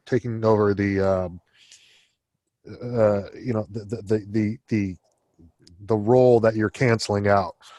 Mm-hmm. You know what I'm saying? So I wanted to sort of have that as an exhibit. There was going to be, anyway, if you could just send me that, I'd appreciate it. Yeah, sure. And so as executor beneficiary with your own surety. Well, let me get onto that in a second and finish up on this part. So, when I did all that, I was fine for about 2 years. So 2 years I traveled around with my own plates. And I used to definitely get some looks. My kids used to laugh because, any cop that got behind us would very quickly shoot away. They did not want to deal with me. And then finally there was one that did want to deal with me and got really nasty with me. And that's when my life started to kind of fall apart, and I had, $920,000 bail, all kinds of shit. So anyway, $1 million baby here. For driving without a license, $1 million. Can you imagine? I know, make a movie out. I know. And when they finally got to hold me for 15 days, everybody in the jail was calling me, "Oh, it's $1 million baby from London." So, but the reason that is because they couldn't hold me every time they took me in. I signed a particular way, and so they kept releasing me. And then the judge was getting pissed off, and he kept upping the bail. And what do you mean a particular way? Like all rights reserved or something like that? That one's a secret. No. I'm only the authorized representative for the fiction, and so that's how I would sign. I'm only the authorized representative, and so you would write that out. I would write that out. I mean, I've gone over this quite a few times, so I would sign my name, and straight afterwards, I did not abbreviate. I didn't write AR. I would make it as clear as possible. Authorized representative. I'm not the fiction. I'm only the authorized representative for the fiction. And like I said, so I had a lot of instances. There was at least 5 occasions where I was grabbed on this huge bail that was racking up, and literally released before, never ever, booked, and just literally grabbed and released. And so, and then I made a big mistake one day. One of the girls pointed to my signature and asked me, not to the words afterwards, but to the actual signature, and asked me, "What does this say?" And I said my name, and she said, "Ooh, you're dressing out today." So I should never have said my name. I should have just said to her, "Can't you freaking read?" Or, "I don't have my glasses." I mean, there's a million and one things I could have said, but once I said my name, she immediately said, "Ooh, you're dressing out today." So it was so funny that the sheriffs called me in and asked me if I was working undercover, and the Fontana PD asked me the same question. So 2 law enforcement officers thought I was working undercover because they couldn't work out why I kept getting cite and released and my bail kept going up. How do you sign your name now? Well, I don't sign the one that I gave away. Can we sign V. Or 0007 or something. 007. Sorry, say that again, Lana. V.C. where we don't hold any liability? You could do that, but I sign my name, and I always qualify the signature with something after it, and it depends in which capacity that I'm actually doing it. It's really about knowing who you are and what you're doing. Yeah. So I love, like, people that come into this, you know, kind of new. It's really sweet. You'll see them, like, they want to know, how do I sign my name, or how do I do these things? What address do I put down? They ask questions, and it shows you that they're not ready yet because you don't know quite where you're at. And you've got to really know who you are, what you're doing, and where you're standing. Be oriented. Correctly oriented. Yeah, but I only want to stand in one standing. I don't want to have to shift. Like, I just want to stand in the knowing that everything that they've said and everything that they've created is all bullshit. Yes. And I like to maneuver in various different ways, and everyone is different and have different roles that they play. So in other words, I'm a mother, I'm a girlfriend, or, you know, I do this. There's many different things that I do, and each of those are in different capacities. But that's not who you are.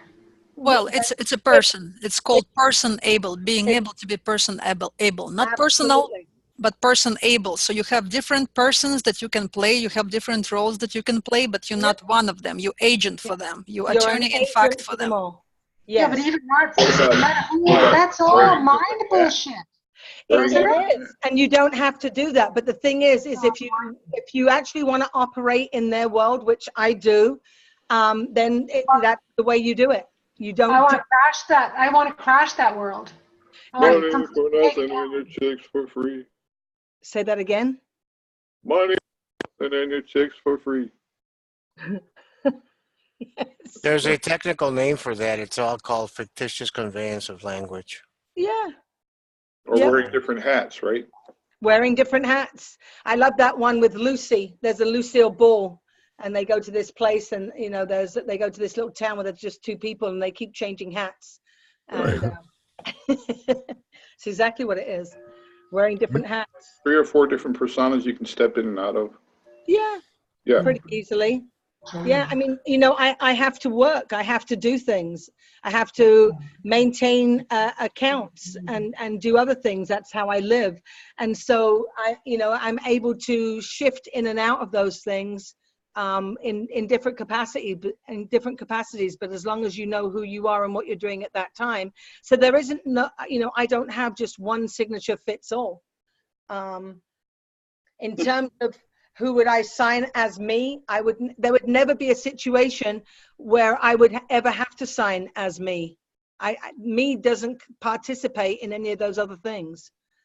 So I want to know, what's your state-of-the-art idea on how to sign documents, or do you just not sign them, or what do you do currently? Oh, I just do V.C.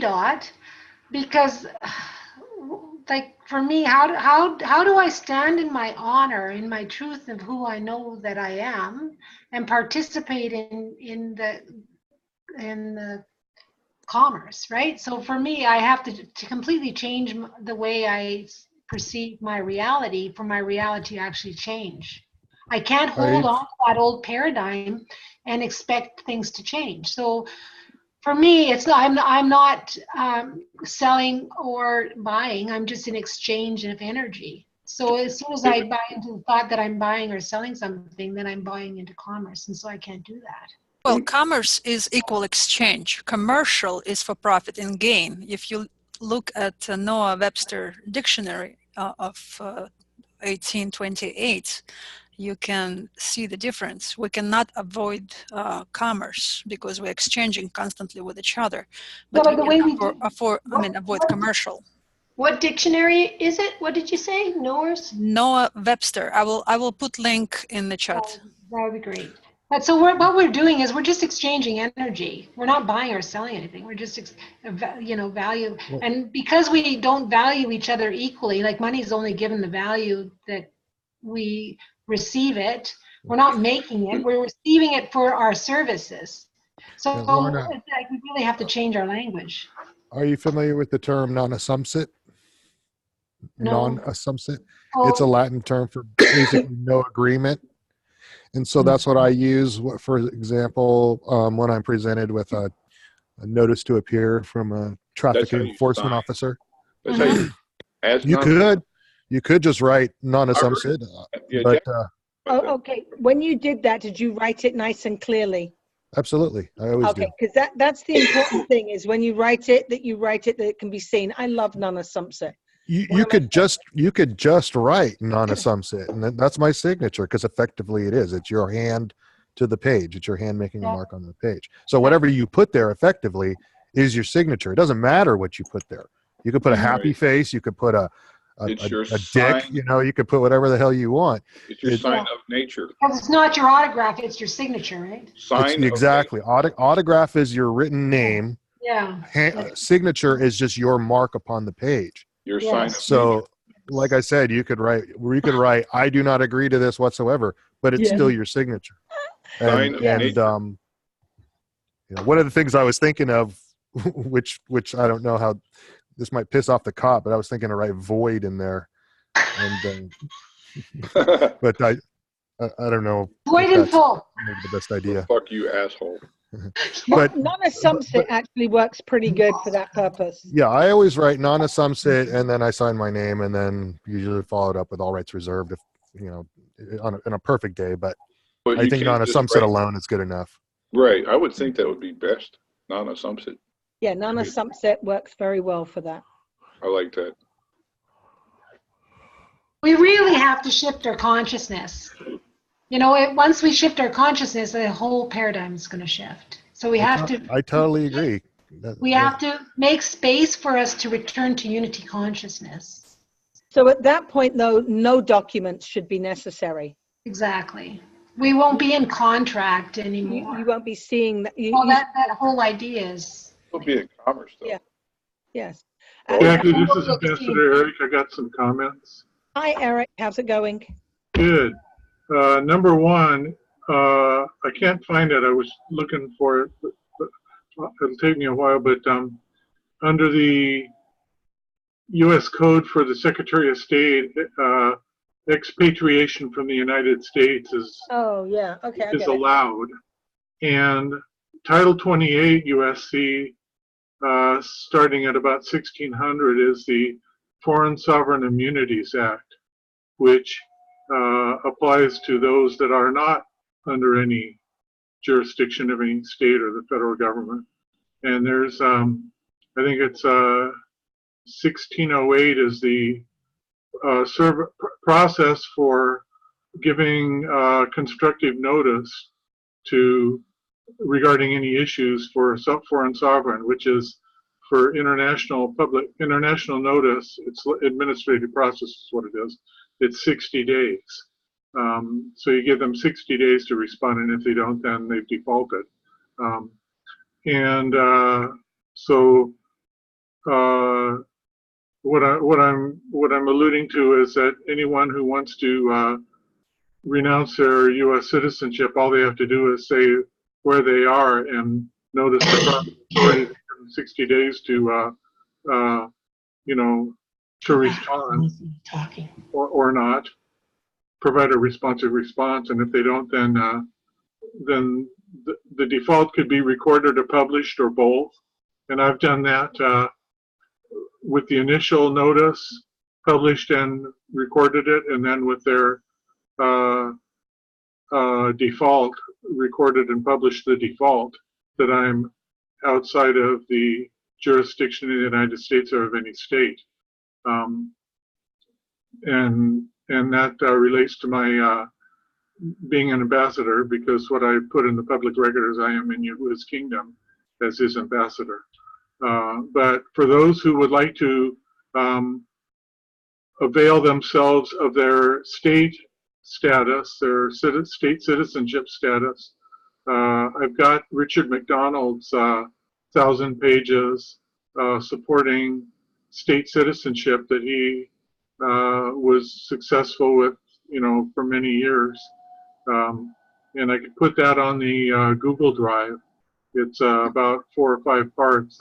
It's about 600 megabytes, so that's why I wanted to ask if the Google Drive can handle that, or if anybody wants that, I'll put it on the Google Drive. Yeah, it can handle it. Okay. Yeah. And it's all real good stuff because it's all the references supporting one's right to be a state citizen. And then you're above the federal government because the states created the federal government. So I'll do that. So does that work the same for Canada, I wonder? That I don't know, and I'll think about that and scratch my head and see if I know of anybody up that way that's done anything similar. But Yeah, I don't you. want to be I don't want to be seen as a citizen.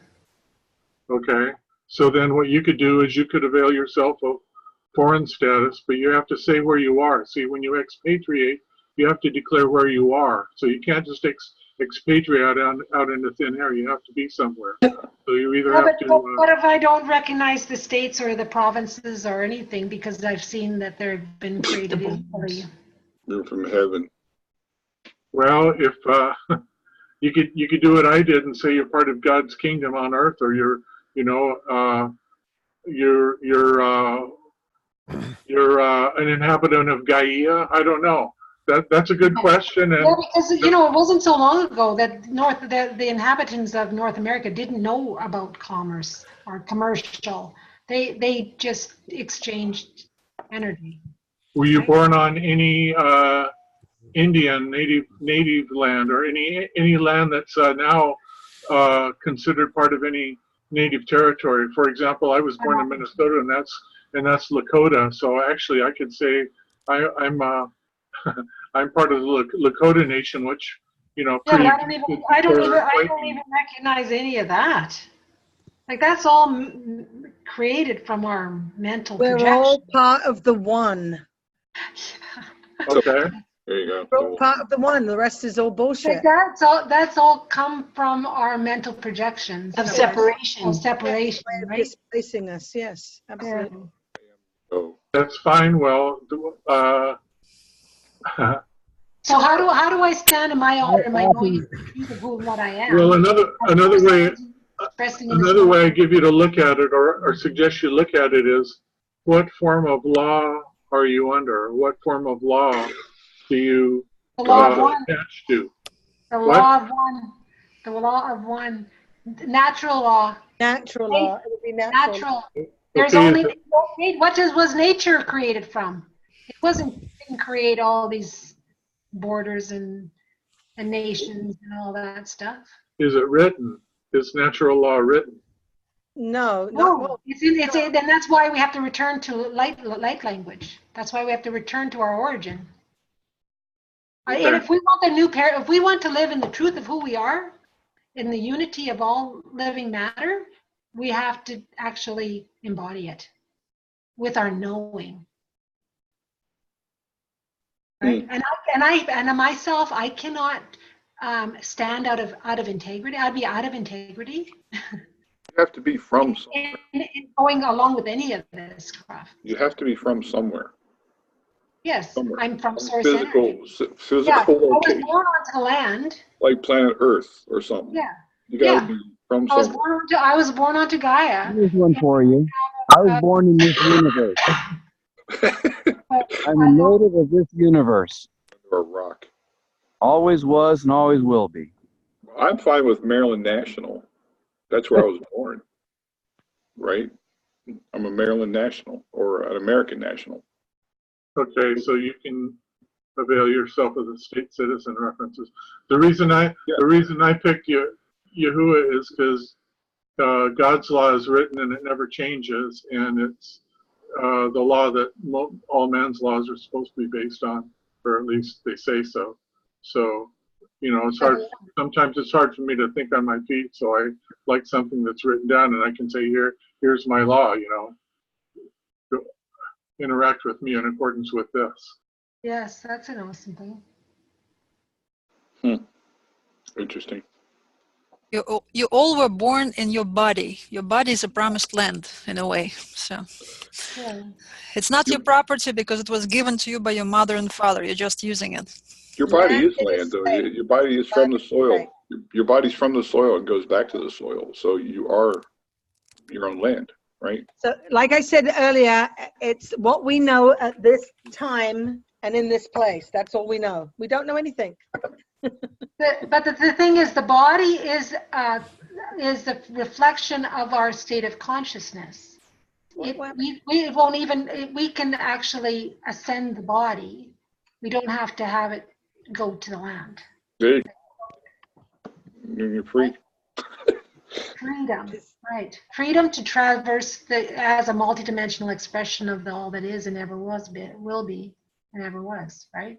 Yeah, that's where I want to. In that knowing of who I am, who and what I truly could be, I want to embody that. But I can't embody that if I'm holding on to limitation and holding on to the program that I have a birth and a death, and the body goes, and then my energy keeps recycling. And so we keep doing this, and then we don't really actually express allow the body to express in its fullest expression. Right? I limit my body's biology and the thoughts that I'm thinking. And that's what I'm declaring through my articulation. You want to be recognized as what you state, right? Yeah. But even the way we articulate, we limit our programming. We're putting ourselves in a program that's limiting our expression. And it's only in our awareness, when we shine awareness on to that which we are articulating, how we act and feeling into how we're limiting our body's expression. Because our body isn't just a thing. It's the expression of consciousness itself. Accumulating. And it isn't of my mother and father, consciousness. because like they provided the seed, the vehicle through which my consciousness came through, but ultimately I am it's my consciousness that's creating my biology in this moment, and everybody knows and can see that, right?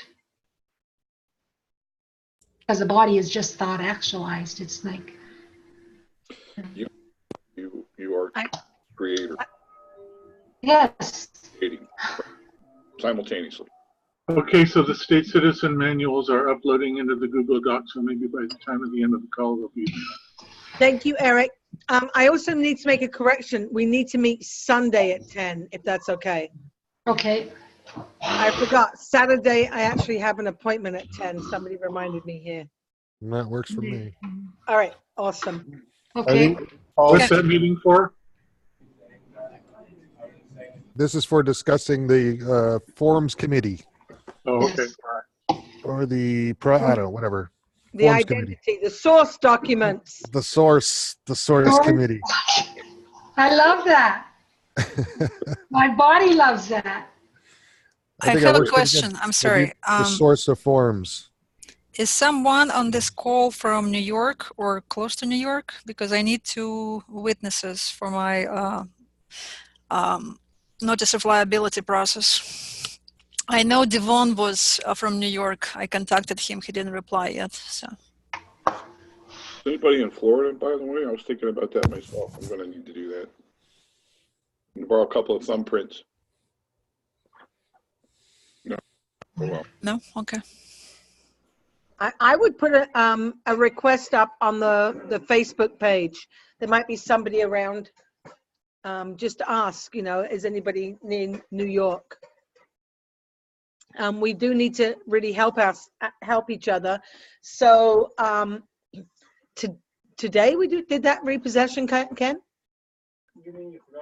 I know it's today. It just seems like a really long day. So yesterday, a friend of ours lost his car. We got a call last night.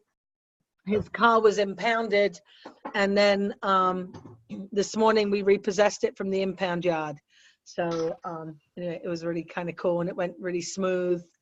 As long as you have an agreement, actually a Can you go through security it agreement. step by step, Jackie, and just kind of, Yeah. you know, Okay. So just explain for all the people who all haven't the heard little how moving this is done? parts.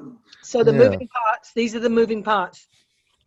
Well, I The mean, guy- and also, yeah, explain how it happened, how it went down Yeah. today. Thank you. So the guy didn't have a driver's license or registration. The registration had expired. And worse than that, the car was not actually in his name. It was in his wife's name, and his wife is deceased. So, and he never bothered to change title or anything else like that, which kind of makes things a little bit worse when you're, you know, when they impound a car, you're supposed to correct all these issues so they could hold things up for a really long time. So anyway, that was the situation that had occurred. He does have a foreign driver's license, but apart from that, you know, he is in the system. He does also have an American driver's license, and I think that's it in terms of him. So in terms of us, our situation, we do have an association that is set up to do repossession, so we're able to repossess. So there are certain documents you have to have. One of them is a security agreement with the person whose car has been taken. Now you can imagine if the person's deceased, that's kind of difficult. So anyway, so things are fortunate and everything worked out well. Anyway, so you need to have a security agreement. You have to have a hold harmless. What's that document called for California? There's a form. What is that, hold harmless? Harmless? Yeah. There's something called a certificate of repossession, a repo order, what's called a repo order. A hold harmless is really important for the impound yard. The impound yard will not give you back a car unless you give them a hold harmless, which really, it's annoying, but if it means you're holding them harmless for any liability. You won't sue them. So it's technically. How did you get past the title issue, Jackie? Yeah, because the legal owner doesn't have to have title. You want to think about that for a second? So, but I mean, but so like when you went to the tow yard or whatever, you had to prove. Do you have to show title to them, or you just have to show a repossession order? I just have to show them a security agreement. That's right. Okay. Here's how we do it. We always fax over the paperwork first, and then we call them and ask them, like, is there anything else that you need? And you know, kind of make sure everything's okay and in order. So anyway, everything was fine and in order, and then we just went and got it. The secured party, the person who has the security interest in the property, is referred to as the legal owner. Then they actually don't have to provide any original documents. They don't have to have anything notarized. Sadly, they have to pay the tow yard for the tow and for the storage up to that date. They don't have to get the car registered. They don't have to get a release from the cops. Like, that usually costs extra. And it's a much quicker process. So usually what happens is, you know, you go to get your car, they tell you that the paperwork's incomplete. You then have to go to the DMV, you have to go get registration. Then you have to go line up at the police department and get a release from them and pay them. Yeah, it can take 2 or 3 days. And meanwhile, the fees are racking up. So the way that we do it, it makes it just much quicker and much cheaper and much less painless. So we were able to repossess it without getting registration or anything else. And anyway, so the guy saved, I don't know, at least $600 in the repo, and now he's ready to put it into South Dakota, which would be much easier than driving without tags. So there, you know, different people like to go different routes. It really depends on what you're doing in your life. Ideally, you know, you shouldn't have to have any of these things. That goes for registration, paperwork, or anything else. Well, sadly, that's not the world we live in right now. Has anyone done it for homes? in terms of repossessing homes, actually, we did that for quite a while. So we did reverse foreclosures and repossessions for quite a bit. We did like several hundred of those, and actually some people got into pretty serious trouble for doing it. We did discover a lot. We uncovered a lot of stuff. I mean, we've been doing that since about 2011, and we uncovered a lot of weird stuff that goes on. Like, for instance, we weren't being told the whole story. You know, we uncovered a lot more underneath all the hidden bullshit paperwork that you get. Mm-hmm. For instance, we discovered, you know, when you go into a courtroom, you think that they're only looking at that paperwork that's before them. We discovered that there's a title company kind of sitting in the courtroom itself and attached to the courtroom, and it provides secret paperwork that you know, the person who's fighting for their home doesn't know about.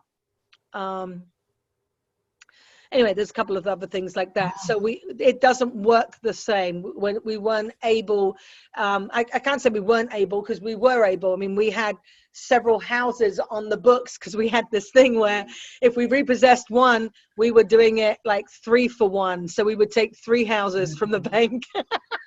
Oh. For damages. Not a good idea. You're kind of doing them a favor, though, by taking it. Well, they didn't think so. Really? Yeah. So not a good idea. Yeah, not a good idea. We were not able to do that successfully. You know, that's not strictly true. We thought we were doing it successfully. We definitely saw what we would consider to be successes, people in their houses and stuff like that. But you know, it takes a while, and then things start to overturn. Yeah, then it reverses, and then we uncovered a whole bunch of other stuff during that reversal. So, have you heard of Michael Tellinger from South Africa? Absolutely. I've met Michael Tellinger, and I was actually his room monitor for Contact in the Desert last year, or the year before. The year before. Yeah. Yeah. So he was successful at it. Jackie, how come you guys weren't successful? Because maybe America is a little different. So yeah, and I don't know how successful Michael Tellinger was on the whole. I mean, he's still trying to get enough funds to keep up the Ubuntu going, you know. See, that's the thing. Yeah, you know, there's a level of success, and you know, then things kind of, you know, they regroup and just continue in their taking. So but Ubuntu's great, you know. It is. So awesome. So I have to, I'm Pam, by the way, and I have to agree with you in you know, all the things you've learned and how you went about all the things you've done. But my question is, and something that I recognize in Lorna and what she's trying to do is that if we, and what she's doing is that if we, this is all commerce and playing in their game. And if we continue to do that, then we continue to engage in the game. And so, like Michael, as you said, you know, he's looking for funding. He's got to keep, you know, they keep upping the ante. They keep increasing your, you know, at the time your bonds to get out of jail and that kind of stuff. So what can we do? I think the question is, what can we do in order to free ourselves from that system that doesn't serve anybody? Yeah. Not them, not us, not anyone, because we're being basically, it's like caught in the web that they've weaved, because we're still playing in the same game that they've created. That's why I want to do the claim of right, claim of divine proportion, to have everything that's been stolen through their stealing my identity. Yeah. Like they've been through so many centuries, been stealing our identity, because we are who we believe ourselves to be until we have the direct experience. But there's not been enough people. Like, I was lucky. I grew into the knowing to know how to release myself to have the direct experience. Right? Nobody had to do it for me, right? Yes. So That's I'd like that's where I would like to focus on is restoring divine proportion. As far as the bonds go, that's not out of pocket, you know. No, we know, but here's what we're seeing. So people are at different stages. They're at different stages of thinking. They're at different needs within their life. So some people have children and they have to be part of the system in a sense. You know, they're doing things, they're working, and so one of the ways that we've looked at it is the very first thing you need to do is kind of secure your stuff, because here's the problem: they take stuff. Yeah. And so the very first thing that we kind of recommend people to do is to start securing their stuff. And we've come up with ways that it helps them. It's not the ideal way. It's what we call a bridge solution. So we're on a bridge, if you like. We can, get an idea that there is another paradigm. We don't know what that's going to look like yet, because none of us have been there. It's not been created yet. And no one should pretend to know, because we're going to do this together. There's no one person that's going to dictate what that's going to look like. So right now we're on a bridge system, and the idea is to secure what you have or need first, and then start to detach yourself from the system. So when we look at California, there's a list of contracts that are really important to opt out on. So one of them would be you're registering to vote. That's like very important that you get out of that registration to vote. You do not want masters. You shouldn't be playing in that particular sandbox. So you opt out of that one. And it's no good just to remain registered. You need to unregister. It's really important, because we have, if you think about this, we have approximately 35% of the population are regular voters. Those are violent, aggressive people who believe everyone should be voting. And if you don't vote, you're the problem.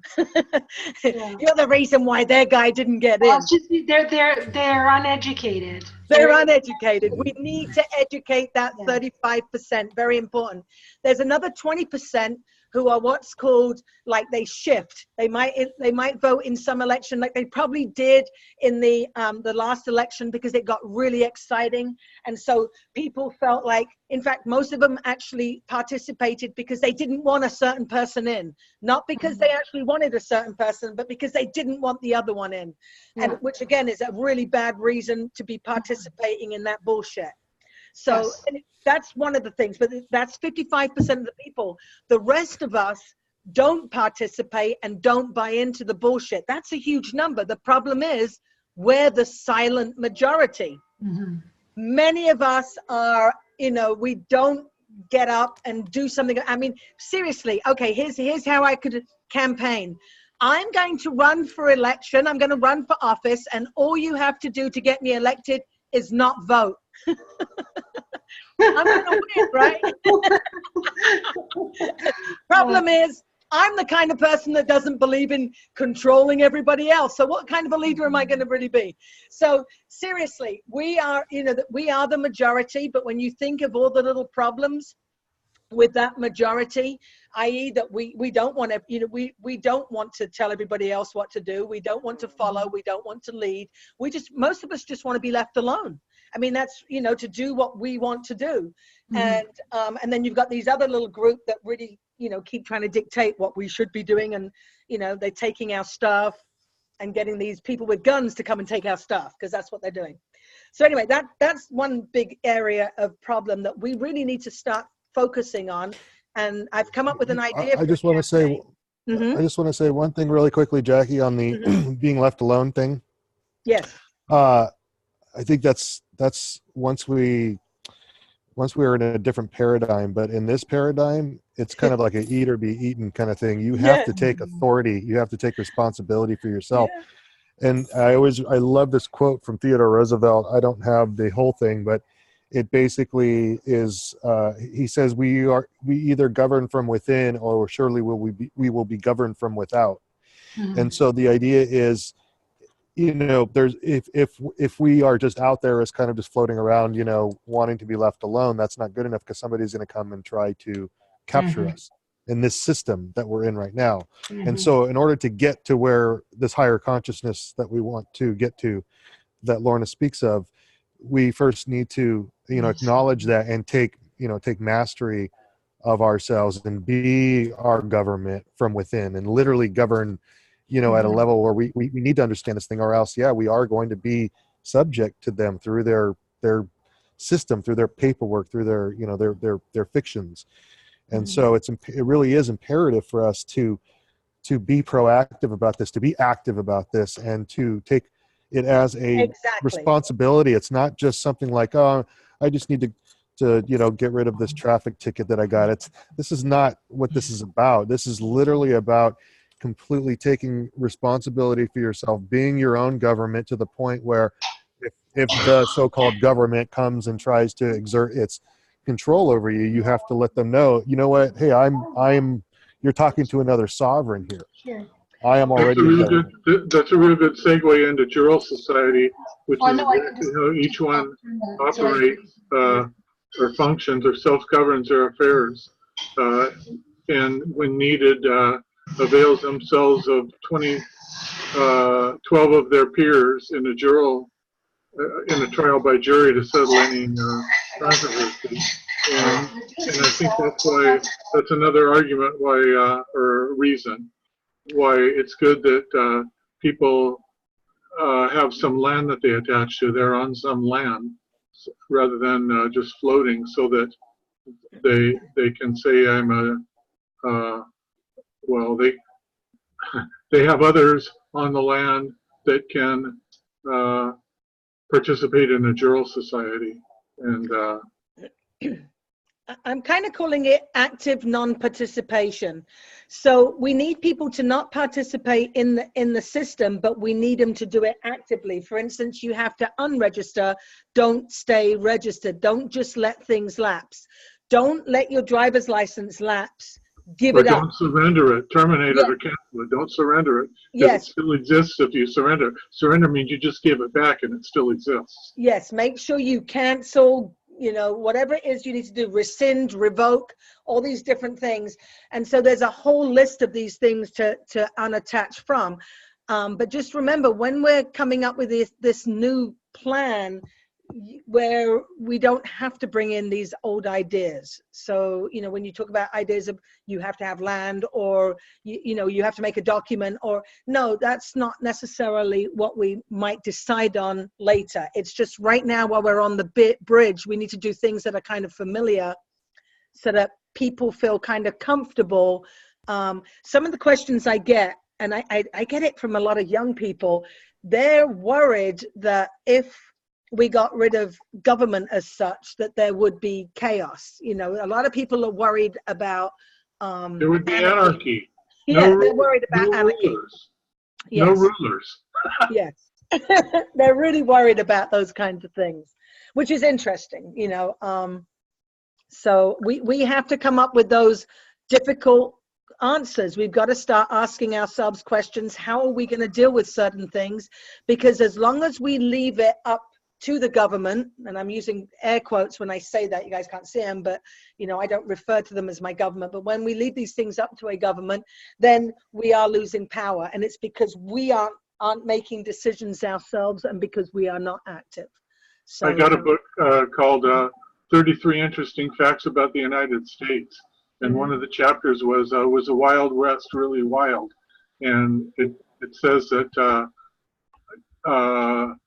when people settled their matters and had guns at their hip, for example, in Abilene, Texas, it was supposed to be known as the wildest town in the West.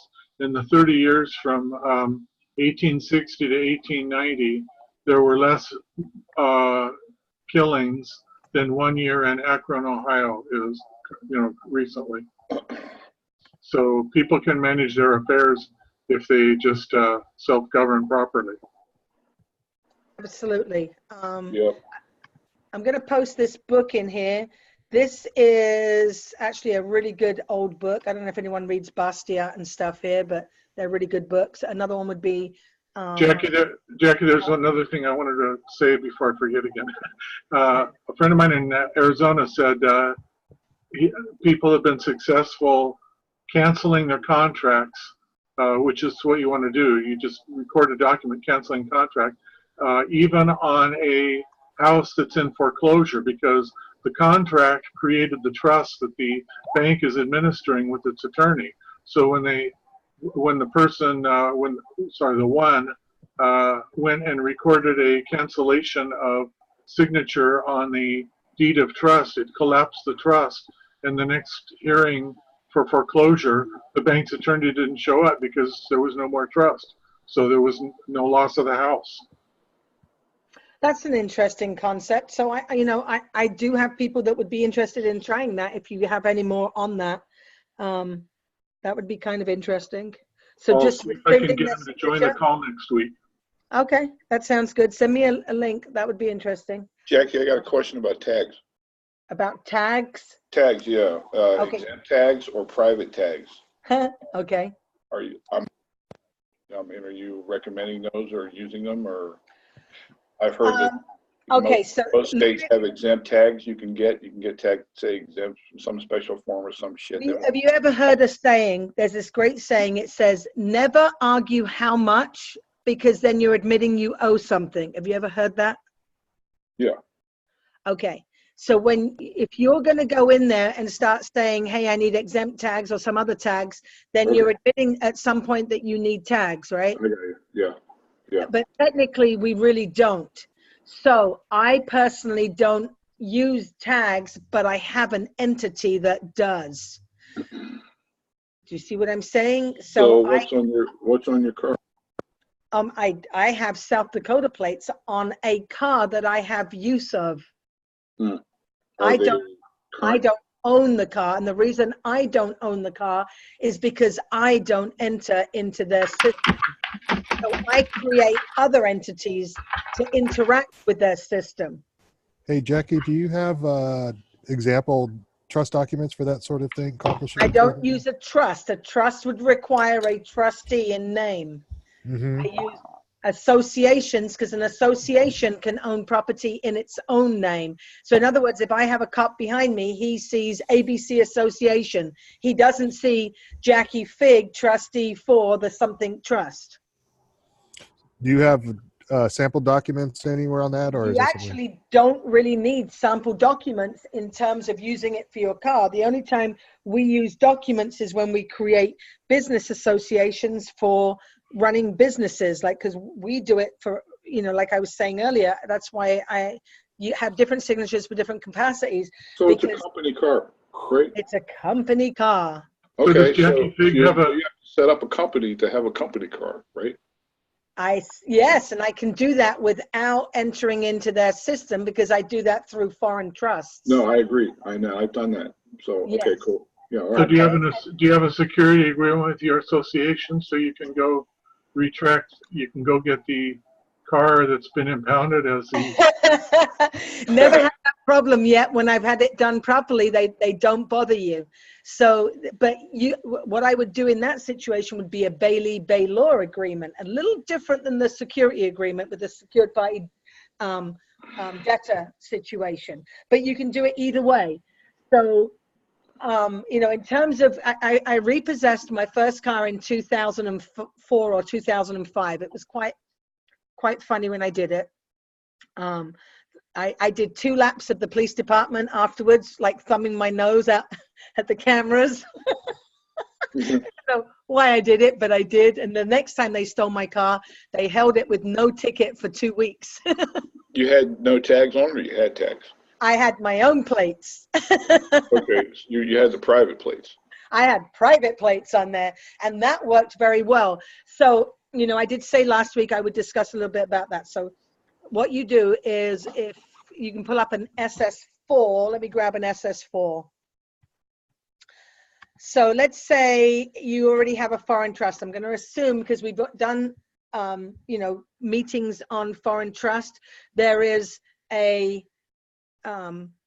video on the foreign trust inside our Dropbox. So if you haven't seen that, I explain exactly how you get a foreign trust in there. So what we're going to look at right now is what I would consider to be a second step. So a second step, I'm going to pull up an SS4. This is what an SS4 looks like. Where are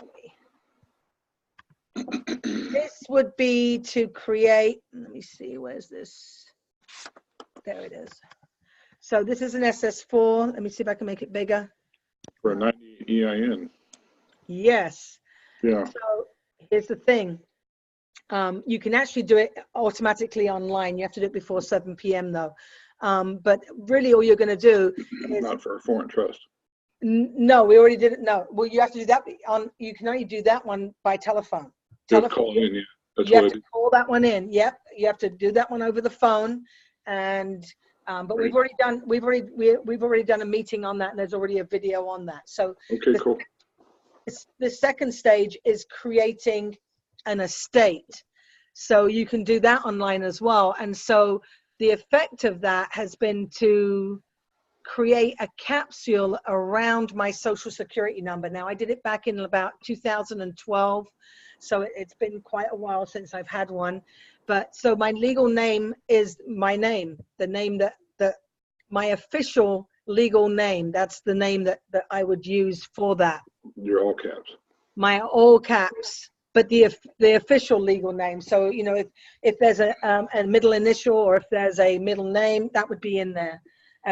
So for most people, they actually capture the middle initial, not the full name. So it's really up to you.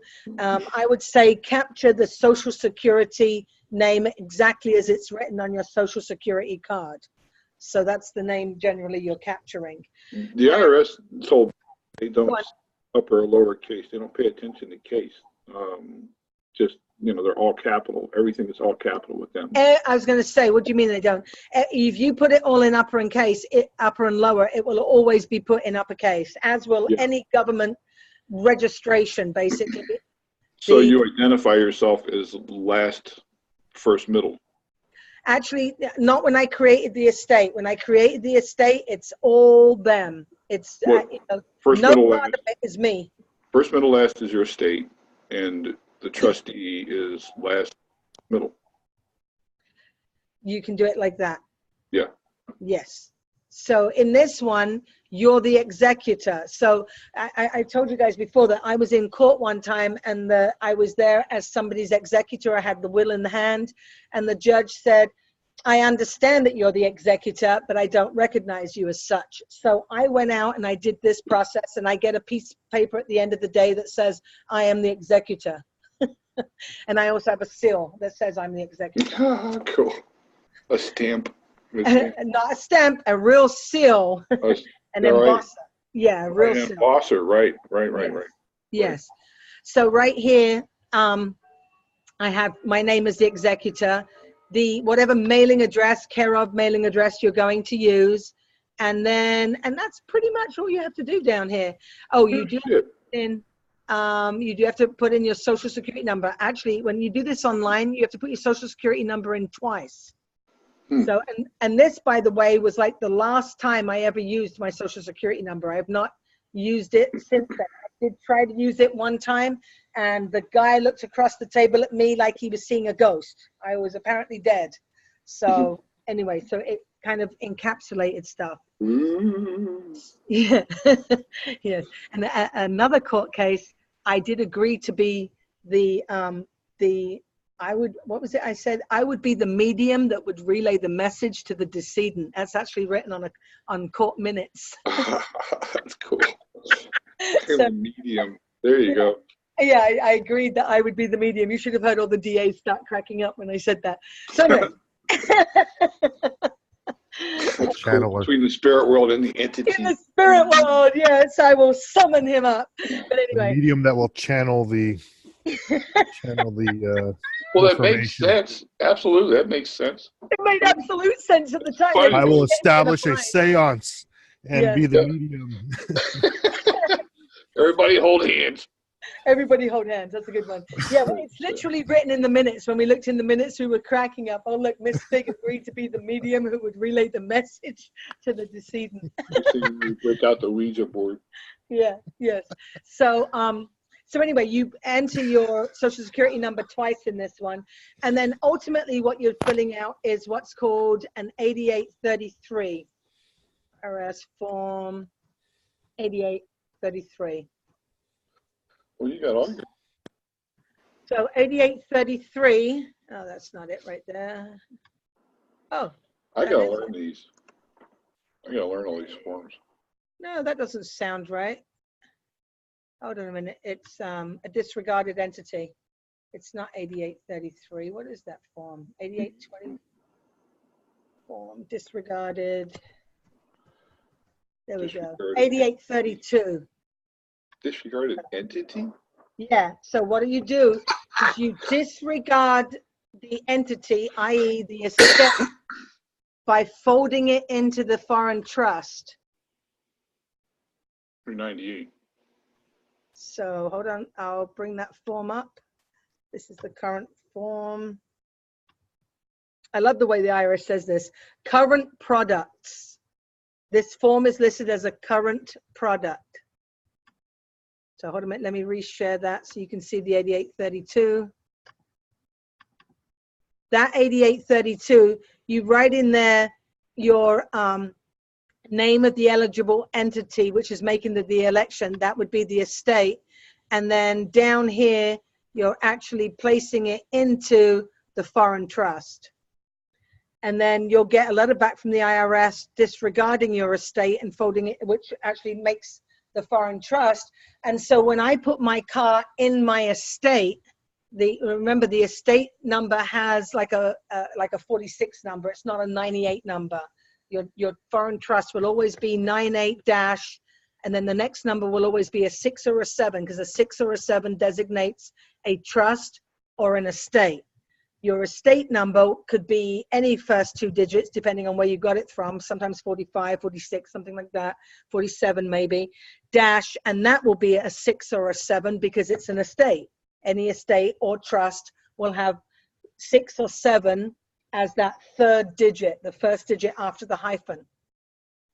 So once you've done that, then when you put your car into your estate, and somehow you have to get them to see the EIN, then that will move the title out of this country. It will remove it to wherever you have your foreign trust. So if you look at, it's not about exporting the car, it's about moving the title. Moving the title, the car, the physical car follows the title. The law that the car then comes under is not the one that's here. But Jackie, you wouldn't do that now today. I would do that now today. I don't mind doing that. I just don't think it's safe for everybody, you know, who can't handle stops. I wouldn't mind doing it today. To me, this is, you know, paying $50 a year for South Dakota is a very comfortable, no stress method. But you know, when I feel like, okay, I'm ready to do this all over again and to hell with the consequences, you know, it depends on your level of stress and what you're willing to put up with. Like we said at the beginning with Lorna, it's about not being out of fear. Why are you getting pulled over? So have you ever seen me drive? No, I'm kidding. That's what I was wondering. I can go on either side of the road. No, caught you smoking your tires or something, right? Yeah, no, I went through a really bad time, and I'm just not ready to jump back into that again. Like my life was hell for quite a few years. I had 9 cases going on. I was constantly getting arrested. They picked on my kid. You know, so I was raising 4 kids. They picked on my youngest son pretty badly. So, you know, I'm feeling right now we're out of that area. That was the first thing, because it, you know, every cop knew me in Fontana. Well, my question was, assuming that you have a car and you're doing the speed limit or reasonable speed or whatever. Oh, they knew me. No, I was pulled over specifically because they knew me, and they knew I did not have driver's license and I would not get a driver's license. Ah, so you're a moneymaker. Yeah. I mean, it was constant. And what was really funny is one time I got towed, and then my son hopped the wall and told my neighbor. So my neighbor drove over, and he was like me, so they towed his car too. So then my son had gone and got my daughter came over, and she goes, "Oh, let me go get my car." It's to remove the stuff from our cars, you know. And all these cops, by this time there's about, I don't know, 12 cop cars and whatever not. They all looked around at my daughter, and my daughter's like, "I have a license, I have registration," and they were like, "Oh shit." Yeah, so yeah, you know, it's about fear, and right now I feel comfortable the way that I have it. I actually like it. You know, I get by pretty well. I don't have my driver's license. I don't use registration in my name, so I'm not the agent for the service of process. You know what you say too, right? Say that again. You know what to say to them. You know what to say if they yeah, I mean, you know, they'll bug off. Well, yeah, there's a difference. When you have registration, they don't tow your car. So it's a big difference. Do you know what I'm saying? When you don't have registration and you don't have a driver's license, you are at risk to lose your car, just like the guy last night. And, you know, until with an MSO, bill of sale. Well, you could try all that. They ask about all that shit. Right. Yeah, you can try it. You can try all those things, but until we have the numbers, you know, we need everybody to say that this is too much. So what we've created is a bridge system, a way where we can all get by, not have everything stolen from us. So it's a way of protecting our property until we can get enough people to wake up and see what the freaking hell's going on here. So Jackie, there's still no critical mass, right? Yes, we need critical mass. We really do. Yeah, well, that's going to happen. It's going to happen. Yeah, I mean, they still consider that you have the right to drive without a license. Let me interject here. I don't think we're looking at it in the right paradigm. We're never going to change their system. Their system has too much momentum. It's going to crumble on its own. Is what's going to happen. That's what's happening right now. It's just what's happening. Well, that's what we're saying. But we can't. Our critical mass is not going to be to change their system. It's going to be to create something for other people to join. Yeah, a new system. That's exactly it. We need people so as people are abandoning. Yeah. I was using this term on Greg's call because I think it perfectly illustrates it. When you're jumping off the citizenship, you need something to jump on too. Otherwise, you're just going to be in the ocean. And that's what you're going to be adrift. Exactly, and that's the bridge. We created the system that you can have that unhooks you, but you're able to keep a foothold in through an entity, which is not the ideal situation. I want to emphasize that. That's not where we're going, but it's a good way to get, because here's the thing, my body is actually out. Like, I have no links to residency whatsoever.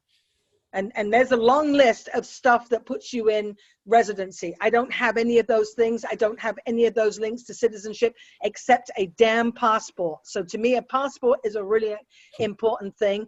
We did everything we could to not, we didn't put social security numbers, to not make that link, but we're not going to be able to do that next time. So we need to be able to come up with a solution that will take us out of that part of it as well. That's all. That's the only hook they've got.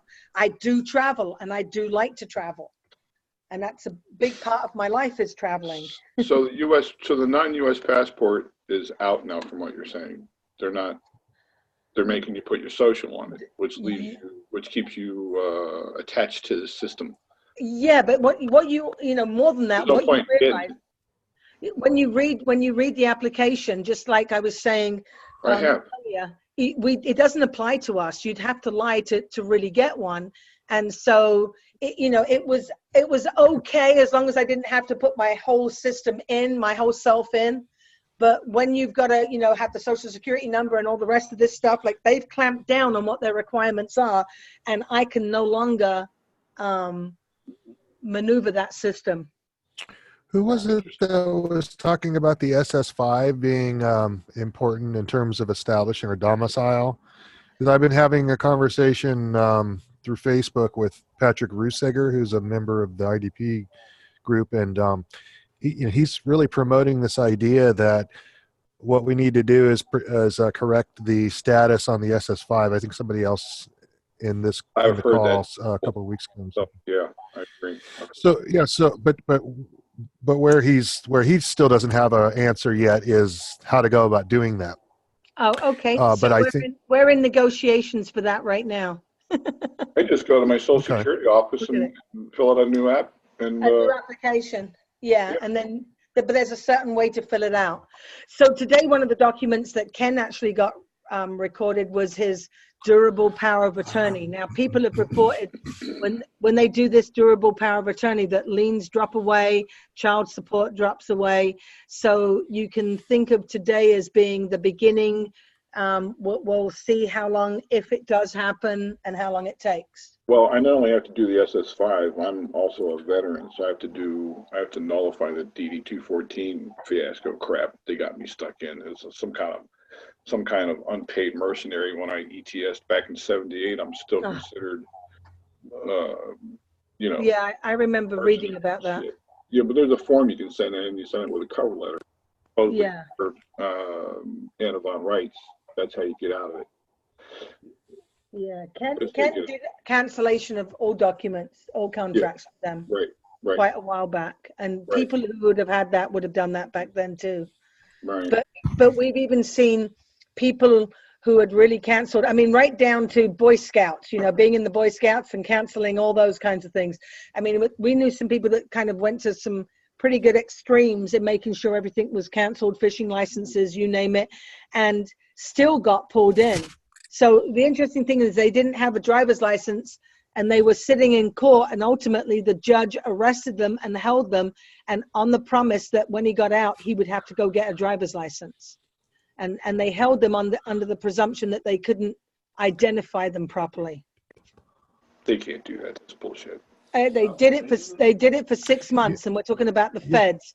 And the interesting thing was, I was just going to say, I've been trying to come up with this term, or the concept of being misidentified by the person, right? When you're just out and about doing your thing, and you get pulled over, pulled into the system, and they try to get a name out of you, and you just give them whatever, and they somehow track you back to the person, right?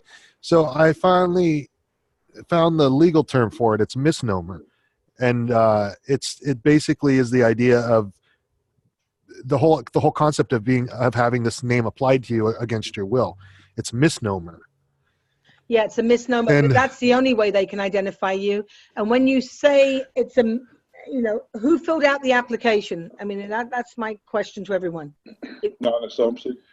Yeah, but when you filled out an application, when you got your driver's license, who filled out the application? Who went and asked the DMV to issue that document? Right. You did. Right, but now you want to say it's a misnomer. If I'm not in commerce, and I get pulled over or whatever, they only do commercial.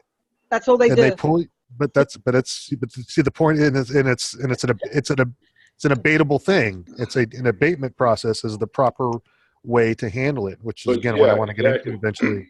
Right. It's knowing what to say, and you can also sue these guys privately, personally. You can.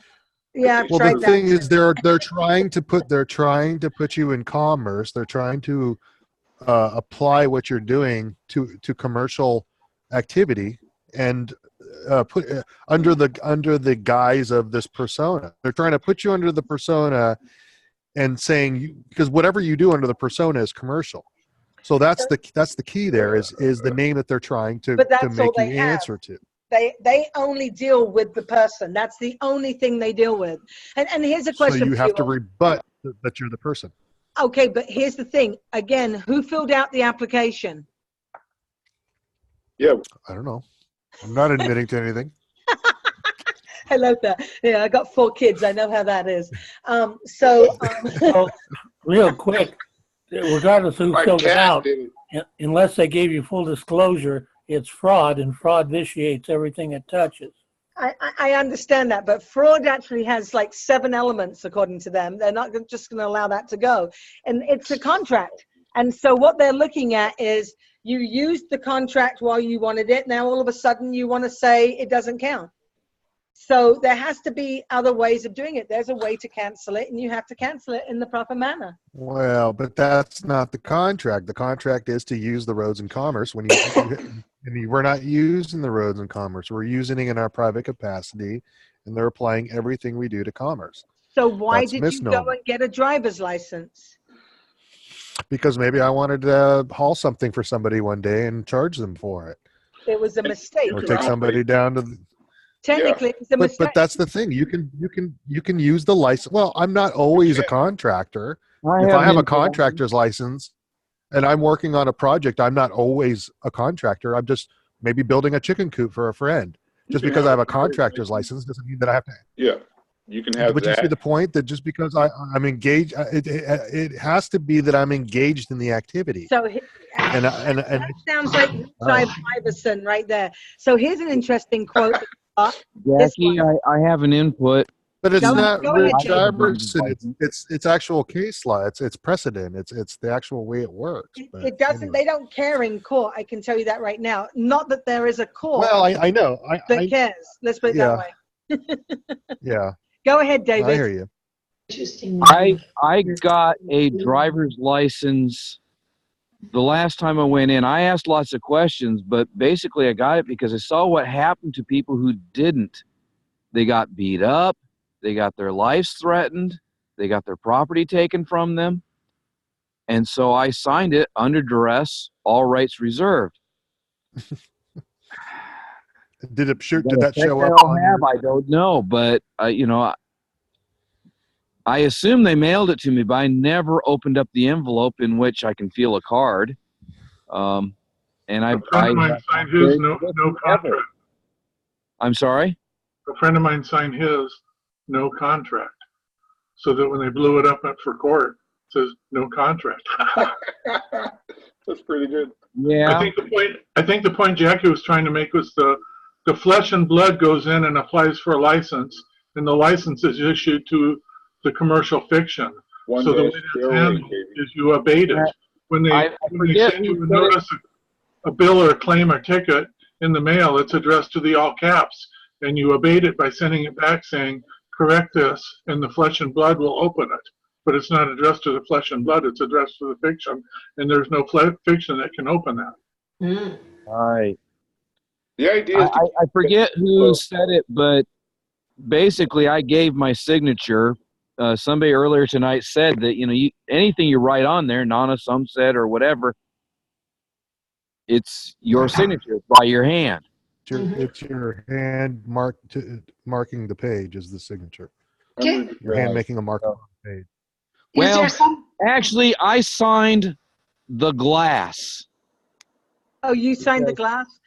I signed the glass, and I'm not sure how valid that is because the document I signed was not the document they handed me. It's not a black ink signature. They have statutes that cover that allow that sort of thing, or that I make that. think the driver's license is the worst thing that you could have. I think that's the worst contract with the state that exists.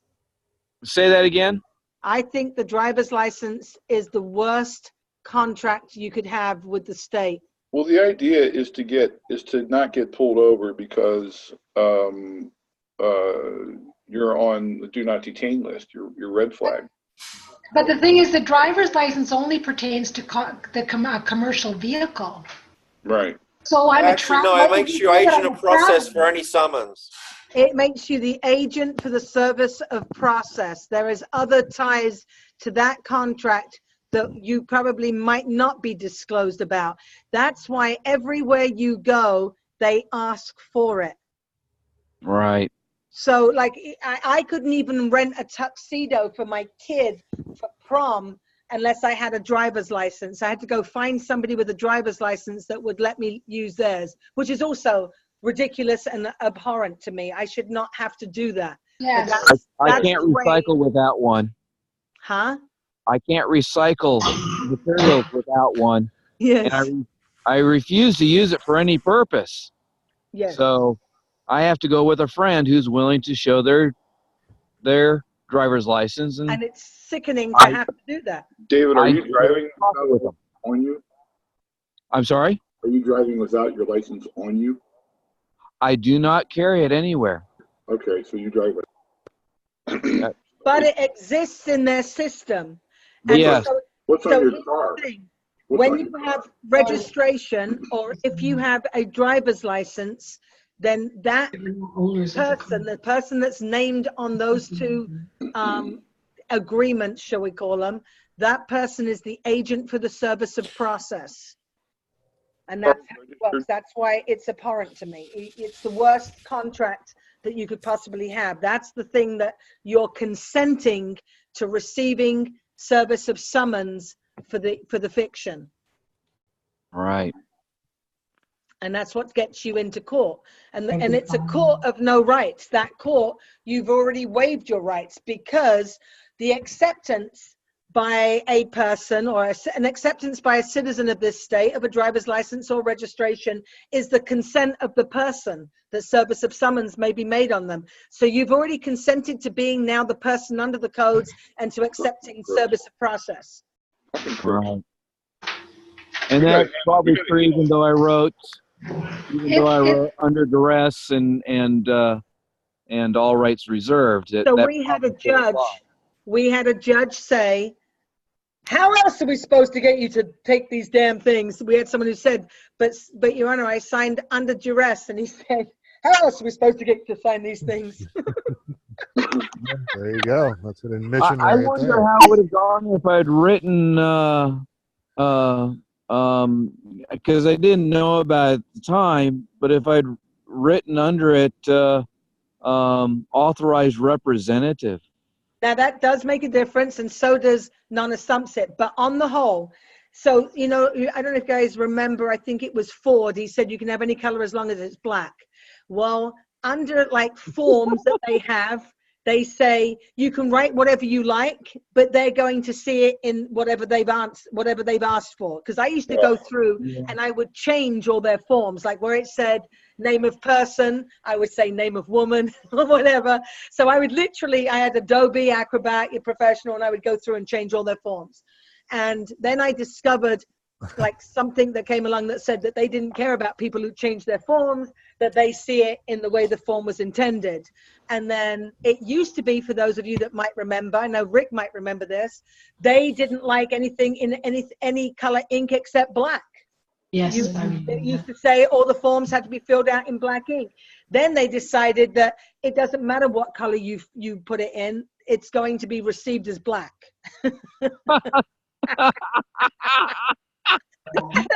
That's what you're dealing with. It's like dealing with cartoon characters.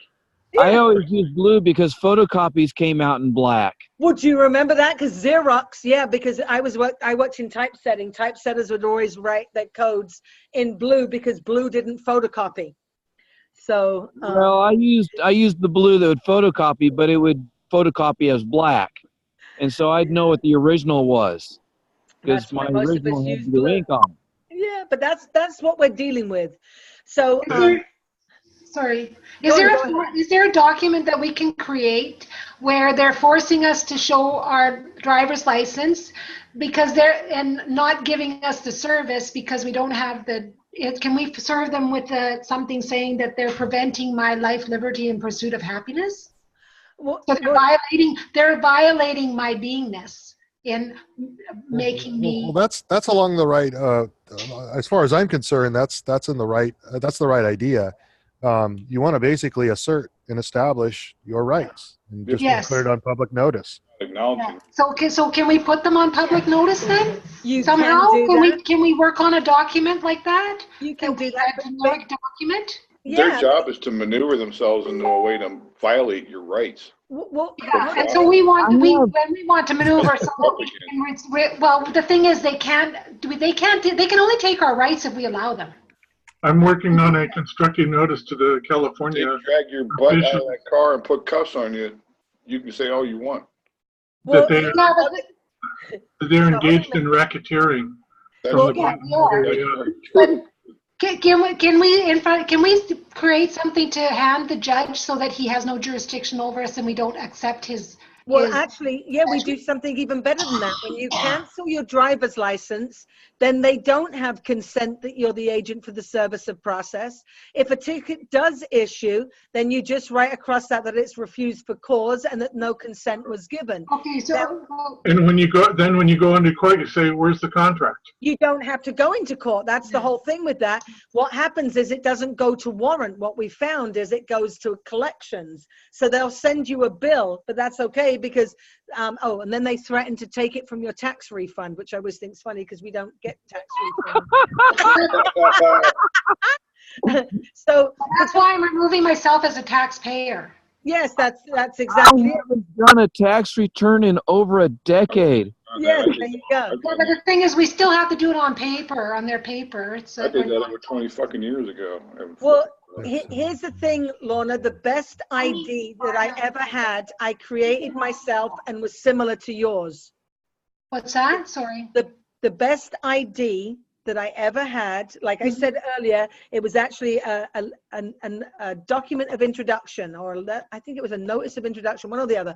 Anyway, so it was the best ID that I ever had, and it was very similar to yours.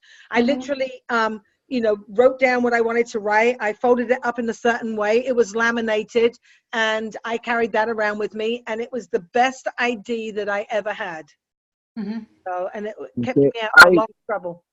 I forget the gentleman's name, but you'd mentioned him once in an interview you did a few years back, and I think he got arrested because he put himself down as an ambassador. We've had ones when it's a diplomat. Got license plates based as an ambassador, but he was making IDs, and I said it was diplomat. Yeah, it was diplomat, and it was McBride. God, that name was... That doesn't sound right. Yeah, what's his name? Paul? Is it Thomas McBride? What was his name? Divine remember is that Province. Yeah, James Divine Province. James McBride. And you've got McBride. Yeah. You've got one of his documents in your wallet there, I think. Me? Yeah, Ken has one of them. For the tax exemption. Yeah, we used to get tax exemption with it. Yeah. We used to go get tax exemption. We registered everywhere for tax exemption with that document. I can tell you Divine Province, and he's out of jail right now, and he was in trouble for creating IDs with the word diplomat on them. Right. Yep. Yeah, not ambassador, but diplomat. So, but yeah, that's I do IDs. We have other people that do IDs on here. I think the homemade IDs are the best. The gentleman I was talking about, he's putting down his weight in stones and pounds. I was thinking of doing the same. His date of conception and his date of birth. Yeah. And a lot of people do that, although I don't remember when I was conceived. Well, me neither. I mean, people ask me how old I am. I tell them I don't know, and they go, "Well, how can you not know? Didn't your mother tell you?" And it's like, well, the honest truth is, just like everybody else on this planet, I couldn't identify my mom from a lineup of one when I was born, and I certainly couldn't read calendars. So all I have is hearsay. I was thinking of putting on my ID, instead of a date, a star calendar to show the positions of the stars when I was born. So it's pretty funny. I did see one ID, and it had two people in it. It was pretty funny. Single ID identifying one person, but there was a photo of two. I thought that was kind of cute. Yeah. So my friend, she wanted to know how to the steps that you took to become a non-taxpayer. David, you took into David? Whoever knows about the steps to actually take to become a non-taxpayer. Oh God, don't ask me. I just simply stopped filing. Yeah, most people simply stop filing, but in the United States, there's something called a revocation of election. And so you revoke, because what happens is you elected to be a taxpayer, so you have to revoke the election that you made to be a taxpayer. And My ex actually did me a favor. She gave me a 5-year head start on it because we went in and had the paperwork done for the taxes, and then she turned around and did hers separately and didn't turn in our joint filings for 5 years before I found out strange things were going on with our marriage. That's a nice way, and polite so way she of putting gave it. me a 5-year head start. She didn't know she was doing me a favor. That's awesome. Yes. And nothing happens, like they don't contact him to do his taxes? They don't contact you to do your taxes? They probably think I'm dead. So is Canada's a little more like England, like you guys pay every year through your employment or whatever not, or do you guys file separately? No, well, we have to pay through our employment and we have to file separately, both. Oh my God. In England, you pretty much pay through your employment and then they expect you to file about once every 7 years on the whole. So, yeah, so it's a little stricter every year. Okay. So we have, like I say, a revocation of election. Once you once you revoke your election to be a taxpayer, you can never be a taxpayer again. Ooh. And in They fact, don't allow you to be one? Does that then it's illegal for you to turn in a form even. does that cancel your social security? So how do you go about canceling your social security No, number? does that, when you don't file, when you elect out of being a taxpayer, does that then cancel you from receiving social security pensions? No, it does not. And in regards to the question of canceling the number, I don't know of any way to cancel the number. If you write to them and ask them, tell them that you want to cancel the account or cancel the number or cancel whatever you want to cancel, you will get a letter back saying that they can't do that. So I've seen plenty of those letters for people that have asked and they don't do it. So no, it doesn't stop you from getting benefits later on either. I put a link for revocation of election in the chat. Thanks, Eric. From Fem Guardian, which is a good source for all these kinds of things. Yeah, that's pretty good. So the guy that really found that was a guy called Adele Weiss. He was the revocation of election specialist. And so I know a lot of people in the tax system as such, and many of them, so we did revocation of elections probably around 2012 or so. And from everything that I've seen, even those people that have like substantial problems with the IRS, there's no problems after they did the revocation of election. But doing the revocation of election does not backdate. It's from this point forwards, not any dates past, just to be clear. What in a nutshell happened with Adele Weiss and his... Yeah, but no. Okay, can I intersect in that? Yeah, go ahead. In consciousness, everything exists in consciousness. Past, present, future exists in the now. Yes. So can we backdate it? We can just write the date and say this is the date. Nunc pro tunc. We did try nunc pro tunc, and it didn't. I just know that, like I say, we did this around 2012. I know several people that have had IRS issues. Their issues go right up to the point where they filed the revocation of election and it was not a benefit for anything in the past, even though we did try nunc pro tunc. It didn't work.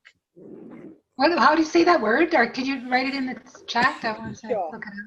NUNC pro tunc, TUNC. NUNC PROTUNC. Nunc pro tunc. In the beginning, now for then, as it was in the beginning, right? Something like that. Now for then. Now for then. Yes, now for then. Quite often followed by ab initio. Ab initio. From the beginning. Yeah. That's Paul's favorite. All these words I have to learn here. That's all right. Rick is our Latin expert. So Jackie, if we have a time now, can I get into what I was researching? And it won't be too long and drawn out because it's still of course you can. Okay, so I'm going to share screen here first of all. So I've been really digging into this non-statutory abatement handbook, and it's funny because I read this a long time ago, but it was just above my head. And as I went through, the years going through different phases of study and stuff, and just acquiring different knowledge and information, and now coming back to this, it all makes sense. And the thing is, what I've noticed a lot about what people are doing are trying to accomplish whatever system or whatever venue of law people are working under. Everybody's trying to do effectively the same thing. And so I'll preface that by saying that, this is this way of doing it. This is a very common law way, what the non-statutory abatement handbook is promoting. And this is part of the Juror Society stuff. The Book of the Hundreds. This is kind of a component, really, of what John William Saunders and the other guy, I can always forget his name, Randy Lee Overholtzer were working on. So anyway, I'll just get right into this because I had an interesting end of the day at the post office. So one of the things that they say in here, and this is the thing I wanted to kind of query you about, Jackie, which is when you did all these processes, where you're canceling this and canceling that, what was the address that you were using as your return address? Jackie? Can you guys still hear me? Yeah. I hear you. Jackie went away. Okay. I guess Jackie went away. All right. Well, anyway,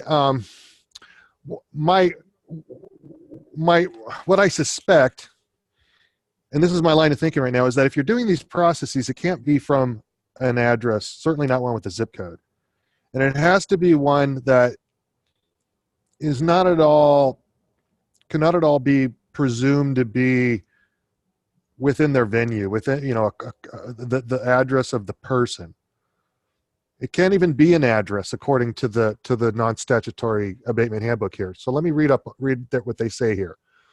Jurisdiction of you guys can see the screen, right? Jurisdiction of the Postal Service extends as well to addresses which are converted to commercial benefits, technically governed by Commercia Belli. Those who use addresses are converted as well to persona. And so there's a lot of preface to this, but I don't want to go into that right now. Just the idea here is that an address, again, relates to the person, not to you as a human. Justification for this is postage, and the idea here that they're trying to promote is that you're receiving a benefit when you're using an address, and that's the important thing, because that's why it's general delivery. That's exactly where I'm going with this. And so the idea is if you're using a benefit, then you're subject to them, right? So you don't want to take any of the government's benefits. And when I say them and they and whatever, I mean government. So sorry if I overuse that term. Justification for this is postage only pays for transportation of mail between post offices. Any delivery of post beyond the post office is a benefit because it's free. P.O. boxes are a benefit because a postal clerk delivers mail for free to the customer's address. Fees paid for a P.O. box are only box maintenance fees and do not pay the postal clerk's wages who delivers mail to the box. Thus, the only post office service not using a benefit, privilege, or opportunity is general delivery, which is a traditionally vested right that existed before the Constitution. It is also a custom and usage of long duration. And then I think they kind of just put these in as notes. Problems with general delivery are the typical ones. Postmasters who are given discretion in the matter may not permit general delivery. I think they were kind of just going to expand on this in future editions. But anyway, now I'm going to come back to this part right here where it says serve it, don't file it. And that's what I was talking about earlier. Now, let me jump to my process real quick then. So my process over here is, this is what I have working. This is what I have, I'm in the middle of right now for canceling and returning my plates and the title for this car I have. Now, I alluded earlier, spoke briefly earlier about creating your own process, opening your own court. And that's exactly what I'm doing here. You can see that this is sort of styled as a court docket. And that's exactly what I'm doing here. And I'm taking this style right here where I'm naming the superior court in lowercase. I'm taking all this from the non-statutory abatement handbook. And, we can get into another time why I'm putting so much faith into that book, even though it's at this point 20 years old, but I think these guys really got it and figured it out. So anyway, I'm creating my own court here. And the idea of saying lowercase superior court is I'm not confusing it with the superior court, that you would associate with, your county courthouse or whatever. This is my court. I'm the superior, right? We're the superior to the corporate system. So this is my superior court, but it's all in lowercase. And it's discussion on grammar we can get into and everything about why you want it lowercase. But anyway, it's at Placer County, not in, but it's at a place. Again, county is lowercase because we're not using their corporate venue. We have to make sure we disassociate from their corporate venue. And then California, not state, whatever, just California. And now, going back to what Lorna was saying, I don't want to identify with any political entity. That's fine. You can do that as well. You can replace this with just whatever you want, at my body, from my spiritual essence or whatever, whatever works for you, whatever makes sense for you. But this is where it's coming from. This is where your process is taking. This is where your court is being held. That's all this is saying. And you want to attach it to the real. And so in this case, this is the real. It's a place called Placer, in a place called California. And everybody recognizes these. Everybody recognizes California. Everybody recognizes Placer. So that's the idea here. It's common, right? Common law. This is not important. Still working on this. But again, the idea is I'm invoking myself as the declarant, and I'm invoking the director of the Department of Motor Vehicles as the respondent and letting them know that this is a court process. The matter number, the suggestion, a lot of people use a registered mail number, and I think that's the idea, that's the right thing to do here, because that's what I'm intending to use for this process is registered mail.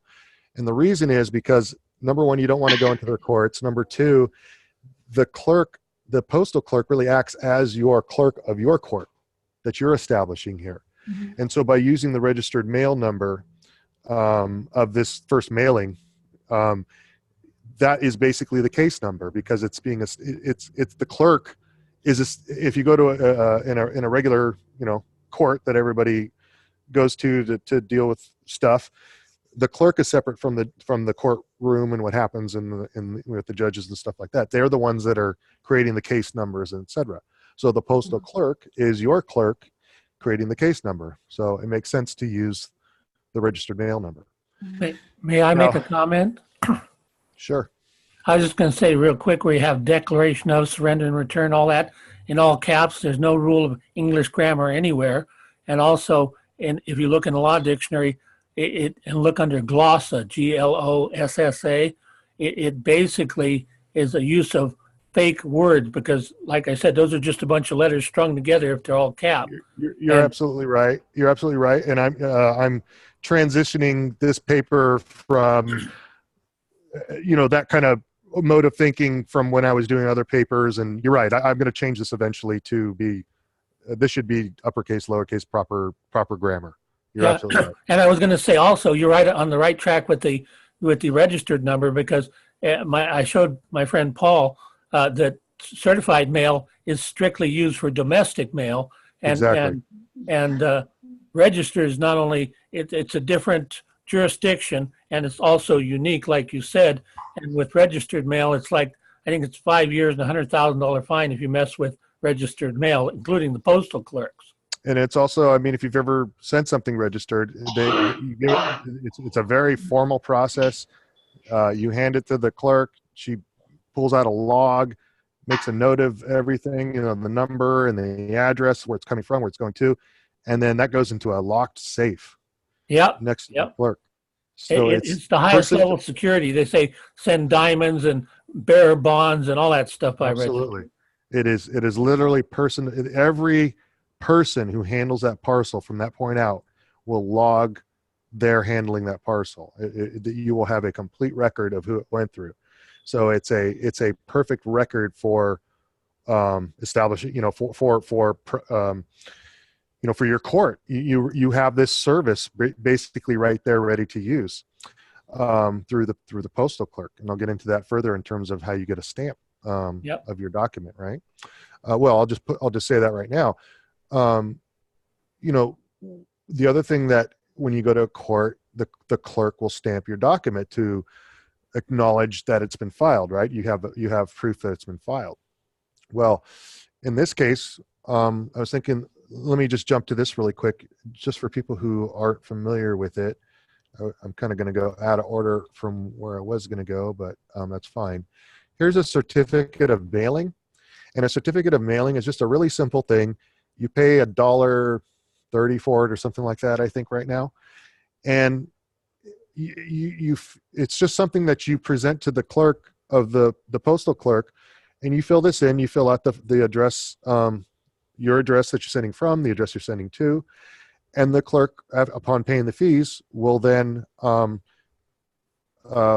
stamp it with their postal stamp, and it becomes it's a certificate of mailing. It becomes proof, basically, or evidence that you mailed this item that you said you mailed on that date. And so you can see this kind of non-specific. It's really just where you sent it from, who you sent it to. It doesn't say like what or any other thing, but it's provides evidence that you mailed something. So going back to my work in progress over here, I was thinking, okay, how do you incorporate that document into here so that you can get the clerk to stamp it? Because I want the clerk to stamp my paper here, right? And if you look at the domestic mail manual, I had that pulled up as well over here. And this is just for future reference for people. The certificate of mailing doesn't have to be that actual certificate I just showed you. You can get that at you get that at the post office, you fill it out, they stamp it. But it can also be a facsimile. See right here, it says facsimile forms may also be used. And so a long time ago, what I did in order to get a stamp on my, a date stamp on my paperwork as kind of like an official imprimatur, was to incorporate that actual certificate of mailing. I basically just reproduced it as like, into a PDF document or whatever, and then I would incorporate it into my proof of service, basically. So I would then present that page to the postal clerk, say, could you please, stamp this? And then, I would of course pay the fee for it, the $1.30 every time they basically, put that stamp down on our certificate of mailing or a facsimile thereof, you pay that fee for it. And so I would have two copies, my copy that I would want to keep, and then the copy that's going into the envelope. So I would coordinate everything, have all my papers ready, so that when I approach the clerk, I'd be like, okay, I have these certificate of mailings, please. Could you please stamp them? And again, if they ever had, if I don't believe they ever gave me any issue of it not being the actual form, but if they did, I was prepared to tell them, well, in domestic mail manual under section, whatever this is, 900 special postal services, blah, blah, blah, blah, blah, 1.3, it says a facsimile form may also be used for form 3817, which is the certificate of mailing. Anyway, that is all unnecessary, because what I realized is, well, all you got to do is just put a stamp here and then ask the clerk to stamp it or to cancel it. And bam, there's your stamp. There's your equivalent of when you go into a court and get the clerk to stamp your paper, to file stamp your paper. So I think it's important to do that as part of the process, because it just, I don't have a specific citation or principle of law that I can relate, but I think it's important that you have your documents basically acknowledged, or you have that seal from the clerk or that stamp from the clerk acknowledging that they received it. Well, what you just said comes under the postal treaty that almost every country, in fact, every country in the world, is under the International Postal Union, or out of Bern, Switzerland, and all these treaties and stuff. And again, by having the stamp canceled, you're going into a different jurisdiction, because there's actual treaties dealing with postal stamps and having it canceled. So you are taking it into a different jurisdiction. That's part of it as well. You're bringing it into your own post office effectively, or correct. Robert hasn't been on the call. Yeah, we went into that in depth a few times in previous calls. So yeah, so that idea is also in there. But I'm not versed enough to articulate all that, but that is a part of that, is that you are also establishing your own jurisdiction now by doing that. The other idea then is to also cancel it out with your own thumbprint, but that's again more advanced stuff. Anyway, so this all right now is not that important. This is still a work in progress, and the idea here is that I'm making this sort of like a form where it could be you're either doing one or the other or both. So I don't know if it's really for the purposes of what I'm trying to accomplish here. Like, it's basically, my idea is, what I do is I get throwaway cars. So my solution to the problem of always being harassed by the cops or whatever, and so far, I've been pretty fortunate as of late, but is to just have cheap cars I buy off of Craigslist that are good value, that are either working fine, or maybe just need a little bit of work and I can do the work on them, maybe put $1,000 into it. And if I can get away with getting, going on my way with that car for a year or two or whatever, and then eventually maybe I lose it after a couple years through some unfortunate process, like, whatever, I'll just get another one now. It's only, I amortized $1,000 over 24 months. That's a pretty good run. So I'm fine with that. Anyway, the point is here, this is the process to basically say, I'm surrendering this stuff to you. I'm surrendering the plates. I'm surrendering the title. And then this sets up the administrative process. This is the first part of the 3-part administrative process. So you're basically saying, if there's anything that I still have of yours, if any property, let me know and respond to me. Here's the response address, and it must be by registered mail. And again, this is still a work in progress. I'm still working on how this should all be worded and everything. And I'll completely, admit that I'm not entirely well versed in the whole postal service stuff, but that's what or the post office, the postal union stuff. I was wanting to consult more with Rob on how to work on this part and everything. But the idea is that you want to make them respond to you by registered mail. And then, Robert on previous calls got into the whole idea of creating this non-domestic address, right? And so I think this is what mine's going to look like. And actually, I'm going to be doing a private mailbox. And the reason that this is all in uppercase is because I'm going with what Robert was saying, which makes sense, which is right out of the International Mail Manual, which is that a international address, or any address really, is all uppercase. And so anyway, again, don't worry about the style. This is all just still early in the process. But this may not be even necessary right here. And this is really what I wanted to kind of get to tonight, as sort of the really good bit of information that I learned today, which is having to do with general mail, general delivery, which used to be called general post office.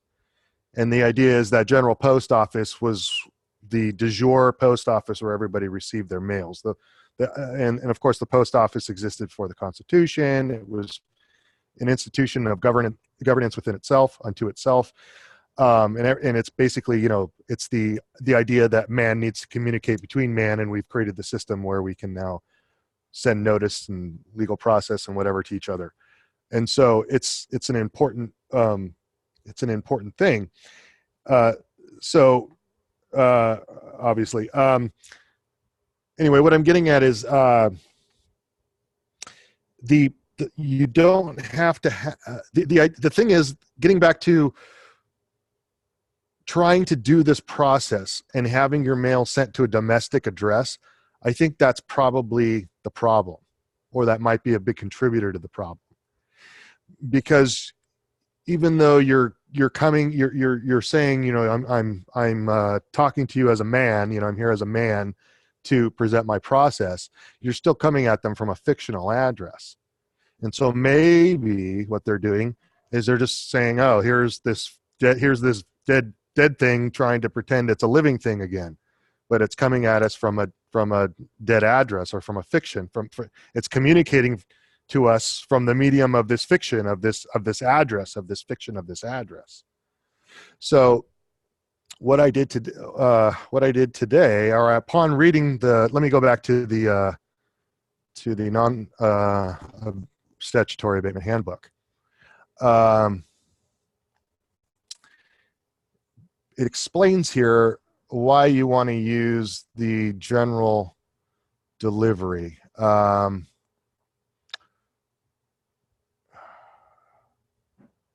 did it go into it? Well, I'll just try to basically explain. Everybody can hear me all right still, right? Yes. Okay, good, because I have spotty internet service sometimes. So I was thinking, okay, so going off of previous calls where Robert gave us a lot of great information on establishing a non-domestic address. That's a lot of complicated stuff I still can't wrap my mind around, because I got to go out there and set up my own mailbox, and it's got to be one that has doors in the back so the postal clerk can put mail. It's too complicated right now. But I need to be able to come from an address that is that it is not associated with the fiction. Well, the perfect solution is still there. It's this general delivery. And they explained out here, to use general delivery because it's still a vested right that existed before the Constitution. I was reading this earlier. And the idea being that the service has to be there in order for us to use, because it's our right to have that. And the mail with general delivery comes to the post office. So you actually use the post office as your address. Your post office will be, or your address will be, like in my case, it'll be general delivery at Loomis, California. And that's it, because they know where that city is. As far as using a zip code or not, that's what I still have to figure out. But anyway, to cut to the chase, there's to apply for general delivery. Actually, just you register for it. Let me find the document here. I think in the other non-statutory book, it says you don't want to register for general delivery. You just have it sent there, because if you register, then you're entering into the King's registry. That might be in a later one, and I haven't gotten to that point. So by yeah, the way, pardon me for chiming in, but I'm under the impression that address relates to a commercial activity. So I looked it up in Black Second, and here's the definition of address in Black Second.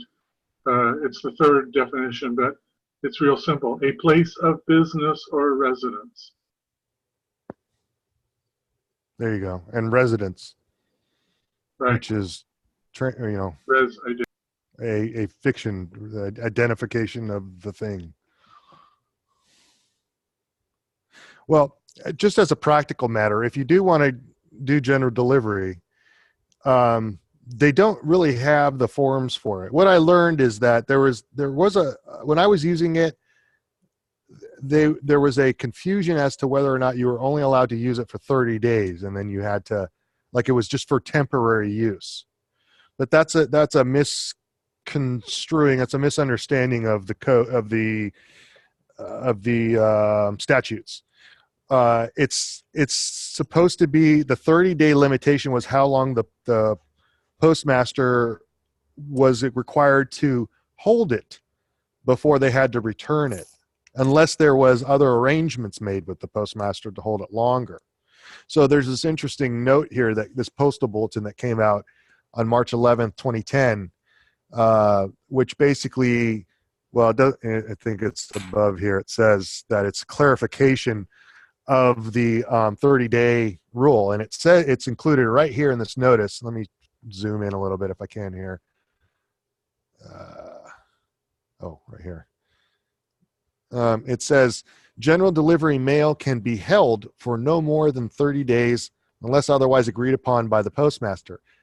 And then this was the part that was added to, that the postal bulletin said was to clarify the confusion. This 30-day time limit specifies how long individual mail pieces are held. It does not limit how long an individual customer may receive general delivery service. So in effect, it's promulgating the general post office concept through the service of general delivery. And then also, just by the way,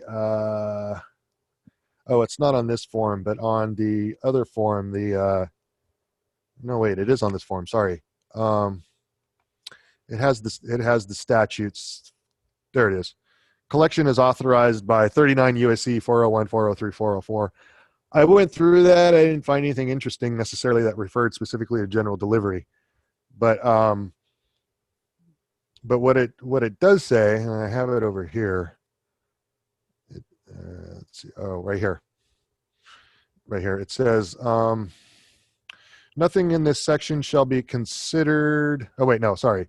1. In this subsection, the term non-postal service means any service that is not a postal service defined under section 102.5.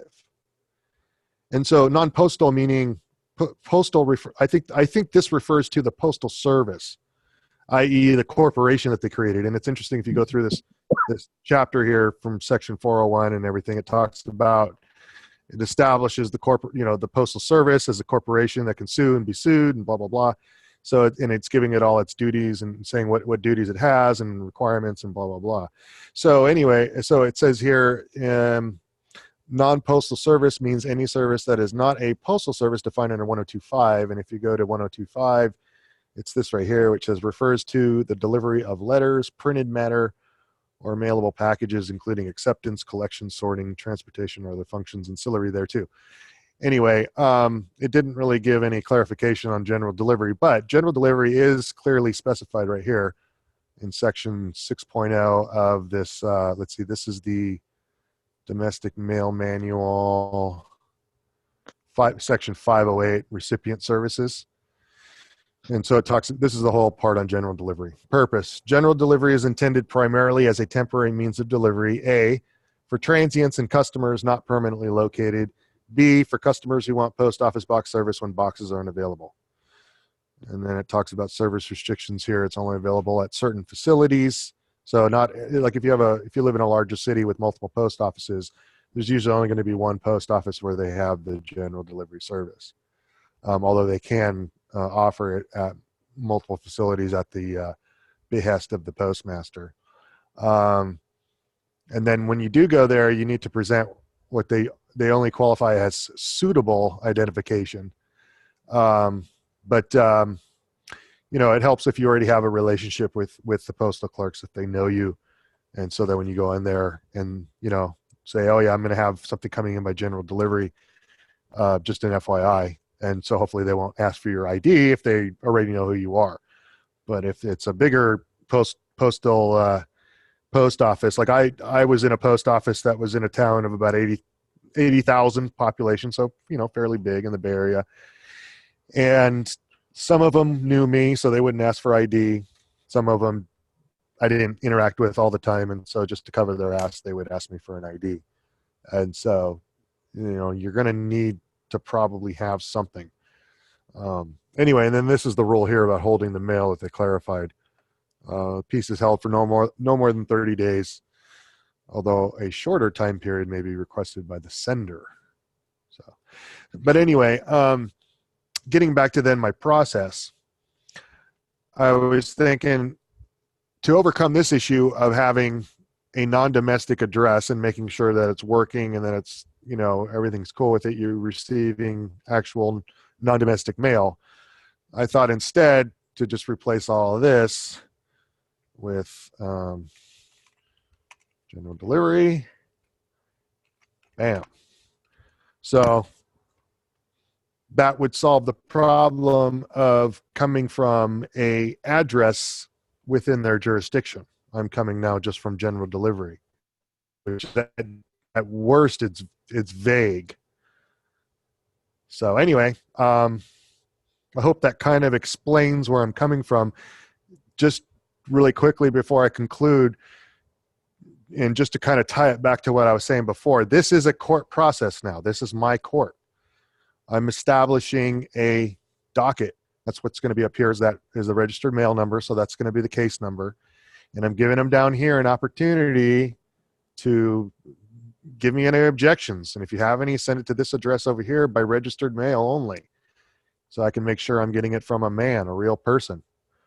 And once, after the 30 days or, maybe that term might need to be extended in lieu of, somebody was saying earlier in the call, talking about 60 days or whatever. But at any rate, whatever the number of days is after this, we'll send a follow-up saying we never received anything. And so consider this, everything we talked about in the previous document is agreed to, or whatever, just put basically some default language, and then give them another 72 days, 72 hours, or, some period of time to cure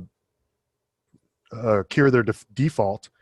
And then after that, you do the entry of judgment. You send them the final notice of entry of judgment effectively.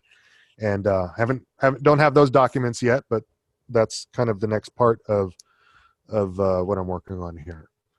So anyway, any comments or criticisms or whatever would be greatly welcome at this point.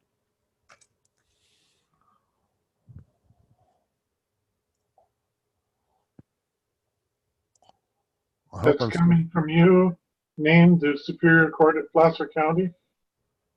Yeah, this is my court.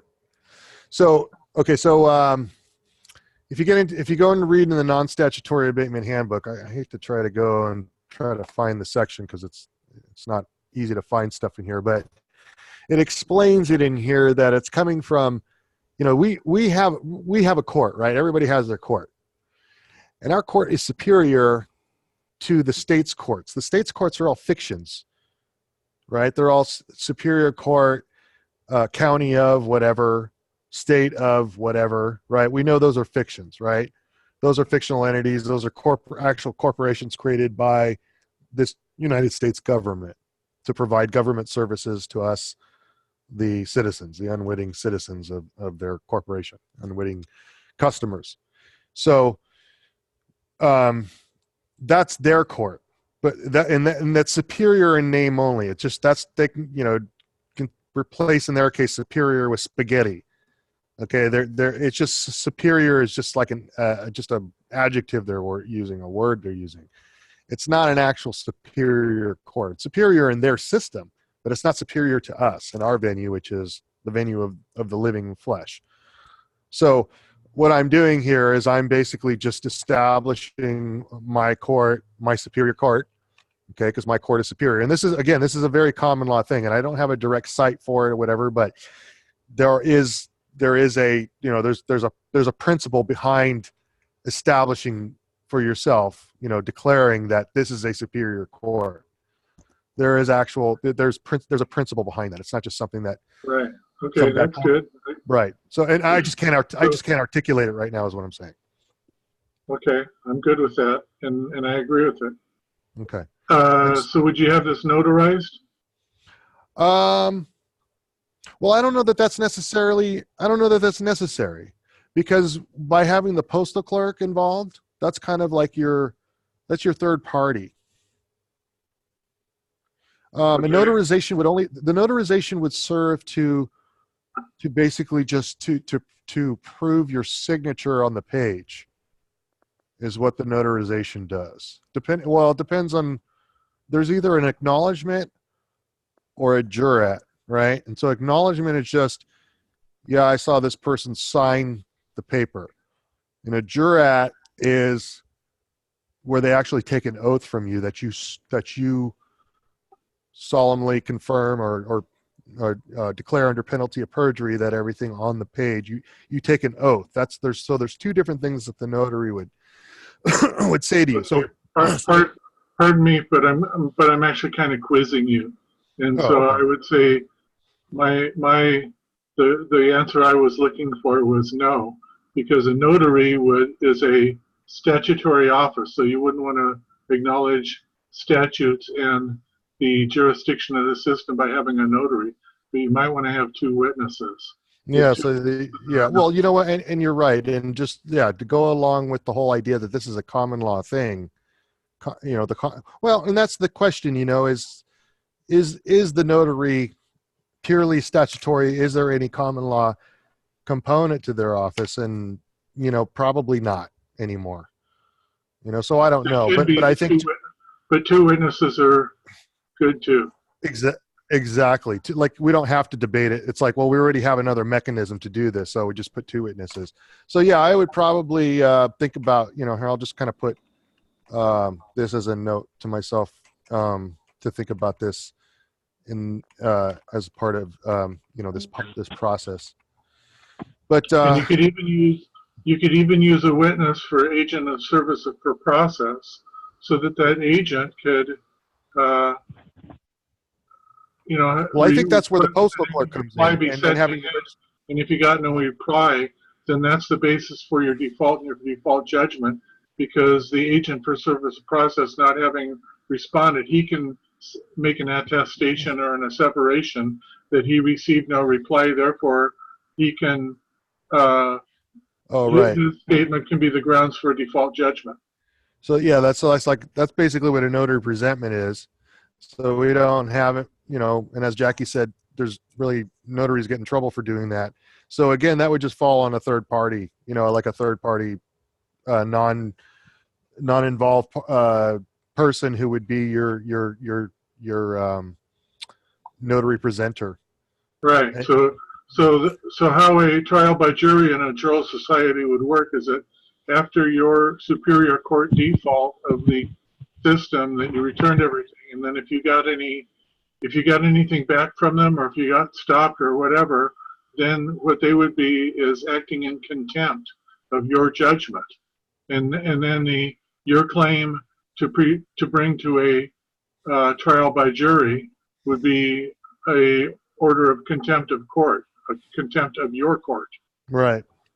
Well, and I think that's where we're starting to blur into having a full-blown juror society established to put, like the seal of approval on this process. I'm trying to make this process something that an individual can do of their own right without having to have the juror society behind it, to at least give them a leg up, to at least get something out there, so that if we just want to be free of the license and the registration and all that nonsense, we have some official paperwork that we can show that says, look, and it's all valid as far as, I don't know. And like I said, give me some criticism if I'm not disagreeing with you, but I think you may not have understood what I said, is that your step here is your first step, is your right as the sovereign in your court. And then if it's not, if it's disregarded or trespassed on after that, then you can have it enforced through a trial by jury from a juror society. Oh, right. But that, again, that assumes there's a juror society established to affect that enforcement. And that's where we're not at that point yet, unfortunately. And so our remedy for somebody who trespasses on our process is to, sue them directly in their court, or at least, well, in our court.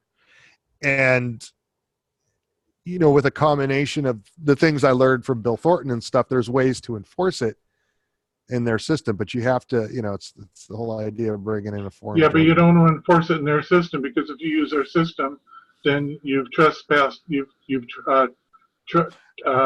traversed back into the system. Well, I guess what I meant really more was like, make notice in their system, or record it in their system, or at least, let them know that this is now. Well, that's what a juror society has. I'm trying to take your example here, which is a good one, and to explain how this is one of the a possible item that could eventually go to a juror society, because I've talked about other parts of the juror society and how it works in other calls. So no, I'm with you, Eric. We should probably collaborate more, actually, but I'm trying to do this in steps, that we can all. Yeah, right. I'm not disagreeing with you. I'm just saying this is a good example. Yeah, I hear you. And ultimately, we do want to go to. I'm totally convinced that we want to set up our own juror society, and I think Jackie is probably on board with that as well.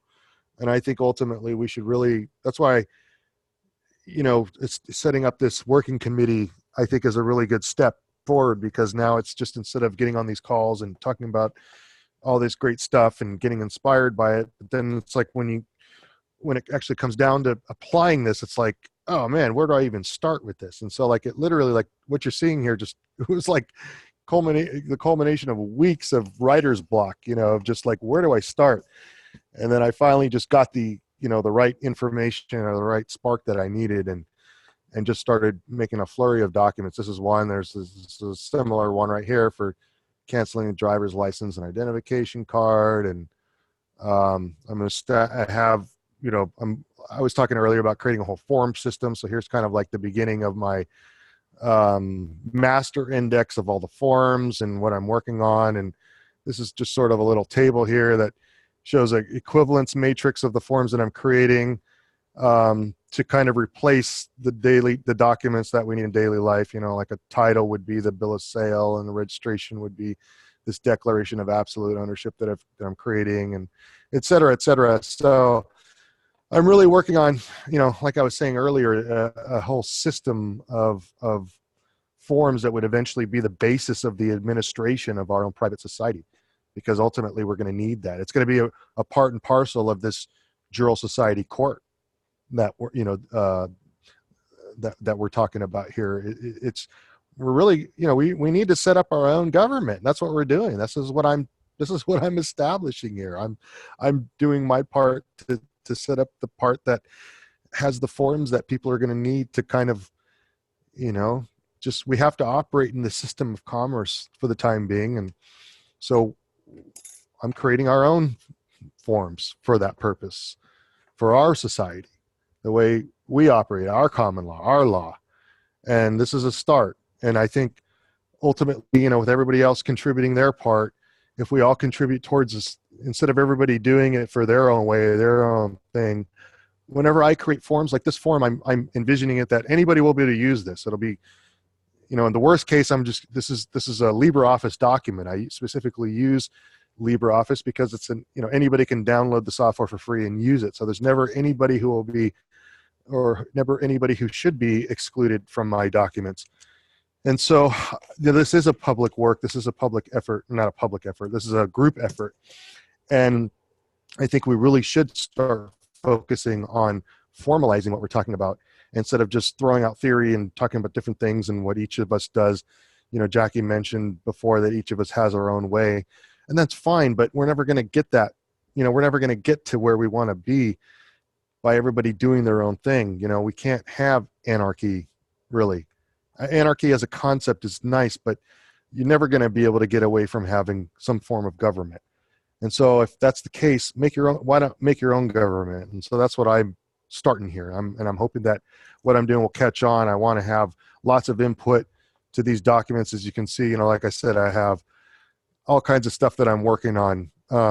And they're made to be, yes, one solution fits all, because the solution that fits all will be, look, you're either going to be part of this society that we're building that has all this wonderful freedom, or you're not. You're going to continue to be part of the other system. So this is the beginning of creating a new ship, a new citizenship, where it's our own ship. We are defining the parameters and the dimensions and the facilities and the function and purpose, and putting it out there in terms of actual public, notice to the public, to the international public. This is who we are. This is our people. When you see this symbol on their car, that means it's one of us, and don't mess with us, because what happens when you come against us. We completely fuck your system over with paperwork that you can't understand and just make a shambles of it, and just ends up wasting your time. So just leave us alone.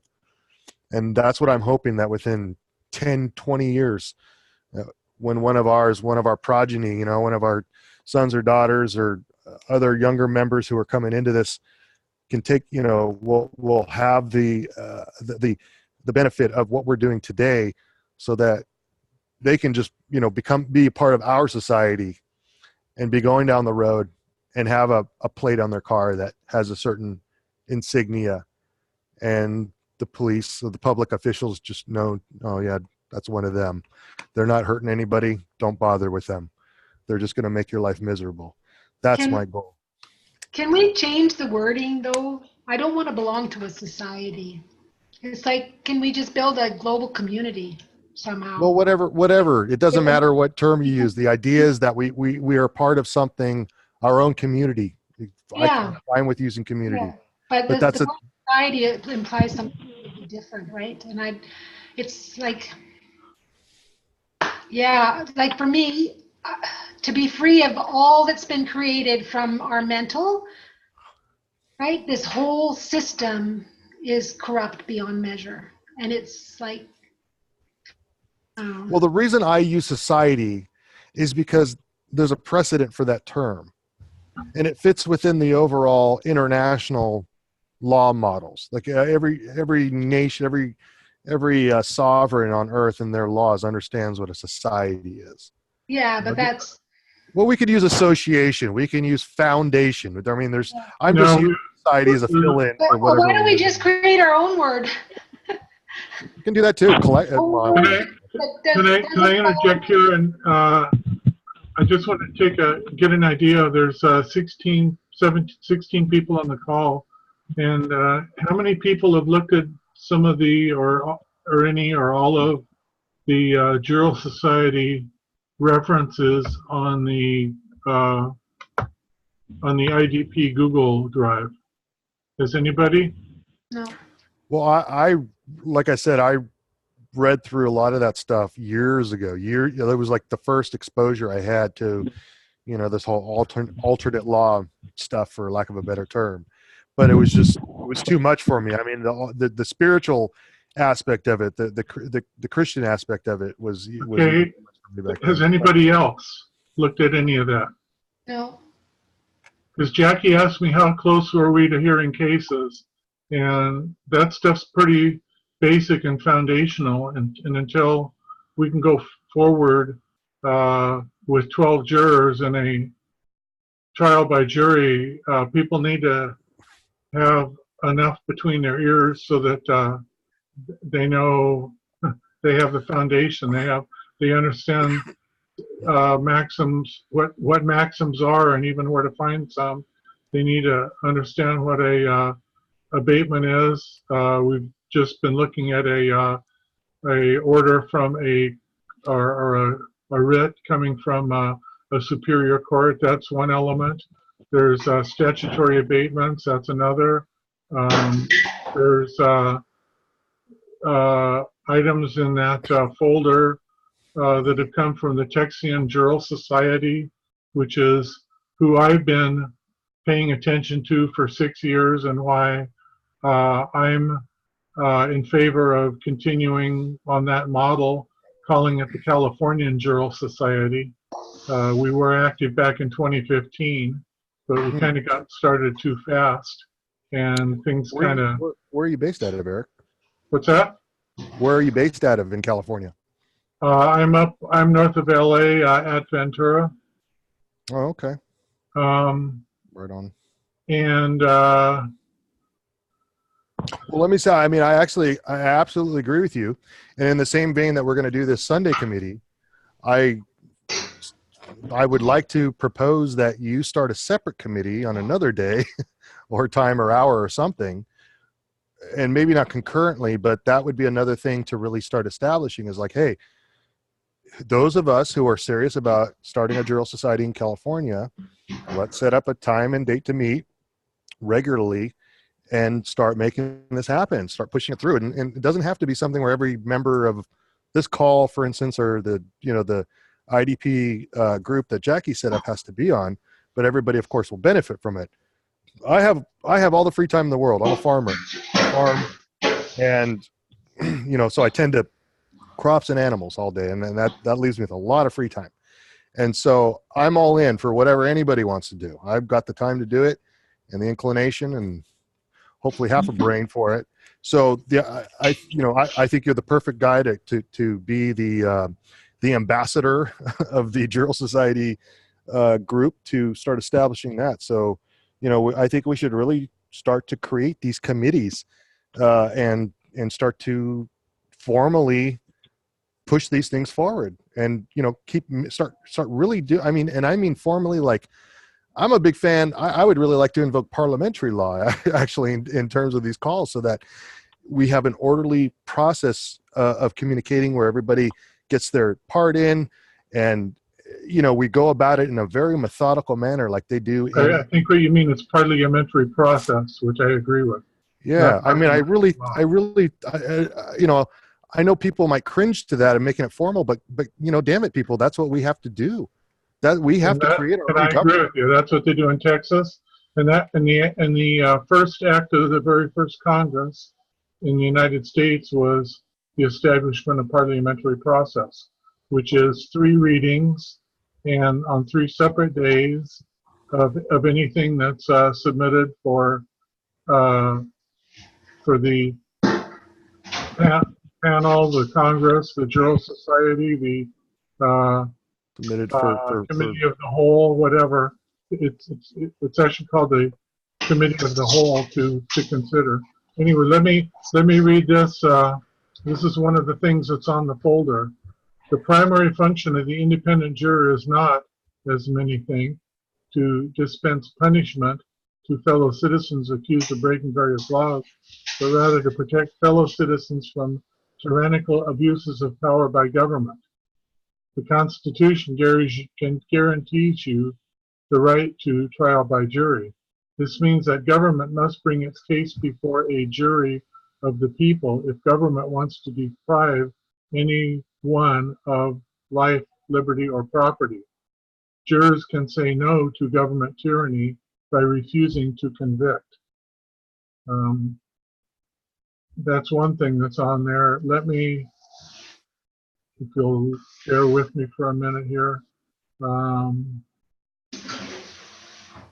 All of these are really good things that everybody should look at, and some of them are short and some of them are long. And shoot, I can't find what I'm looking at, but it's called. Is that a public directory, and did you share it, Eric? What's that? Is that a public directory, and did you share that already? It's in the IDP Google Drive under Jural Society. Oh, good. Okay. Yeah, I do. Yeah, thanks. You were looking for the maxims? I think you just passed something about maxims. Yeah, no, I was looking for Hume's maxim. Oh, okay. And let me just find it because it's pretty good. Well, you're looking for that. I was going to ask, what happened to, you said you guys kind of went too fast. How long did that process, how long did you guys have that going before it petered out? You said it started in 2015? About 6 months. Okay. And what happened is that the one who we got it going for, it was a case where the IRS was going to foreclose on his house, and he got a favorable finding by the Jural Society. The IRS was notified of the trial. Nobody showed up. The jury heard it. The jury heard in his favor. He was awarded a favorable decision by the jury, but he couldn't sit on the silence.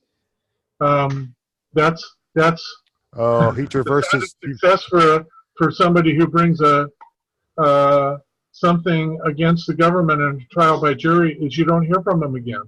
Right. And he couldn't stand the silence. So he called up the IRS lady and said, "Are you going to sell my house?" And she said, "Well, since you offered to allow me to sell it by calling me again, yeah, I'll be glad to sell it for you." So she did. Oh no. And also what happened, not only did he totally screw himself, but the clerk of the court and records at the time, who's now deceased, but at the time was glad to be nominated for that position because he wanted to use that as a sword to go out and slay the dragon of tyrannical government. But a trial by jury and the Jural Society, and the way that it's been most successful in Texas, is to not be on the offensive. it's like martial arts. When they come after you, then you turn it around on them and they convict themselves, but you don't go out after them to try to correct everything wrong that they're doing. That just doesn't work. So we had to censure the clerk of court and records, and so between those two things, everybody kind of the whole thing was kind of soured, and everybody lost interest. But it's the only way, and they've been successful in Texas for 20 years. Okay, so here's what I wanted to look at. This is David Hume, one of the first principles of government, from Essays and Treatises on Several Subjects, 1758. I think he might have been a Scotsman. So he writes, "Nothing is more surprising to those who consider human affairs with a philosophical eye than to see the easiness with which the many are governed by the few, and to observe the implicit submission by which men resign their own sentiments and passions to those of their rulers. When we inquire by what means this wonder is brought about, we shall find that as force is always on the side of the governed, the governors have nothing to support them but opinion. 'Tis therefore on opinion only that government is founded, and this maxim extends to the most despotic and most military governments, as well as to the most free and popular." Well, there you go. It's all in our minds. Yes. And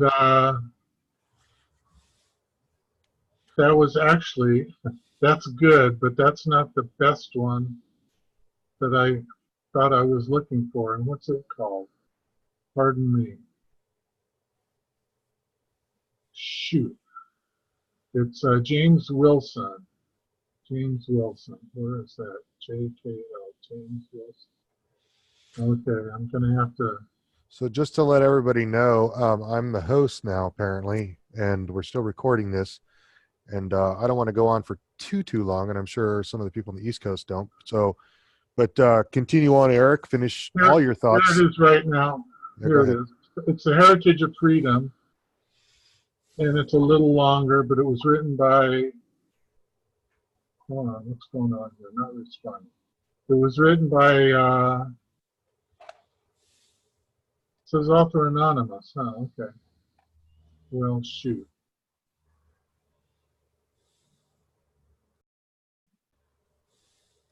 You know what?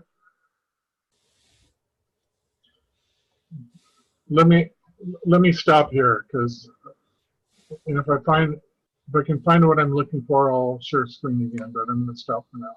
What did it have to do with that's along the lines of that Hume quote about how government is based on the opinion of the people, or basically the consensus, I guess. Yeah. The right one to use. Right. Well, I always like to quote that line from the Declaration of Independence. It says, "Just governments, or governments derive their just, or well, if it's not verbatim, but governments derive their just authorities from the consent of the governed." And so, you know, is when we consent by way of these forms that we fill in, the voter registration, you know, Jackie was talking about that earlier, which is important to specifically unregister, to actually unregister, not just let it lapse, but you have to send notice, direct notice to them to take you off the rolls because you'd remain on the rolls.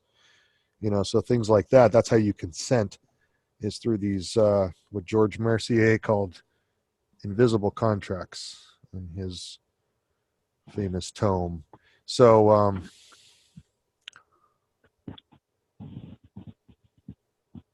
anyway, yeah, this, the Jural Society stuff, I'm really going to start, I've been digging into it a lot, because I think they really had it figured out, and it made a lot of sense.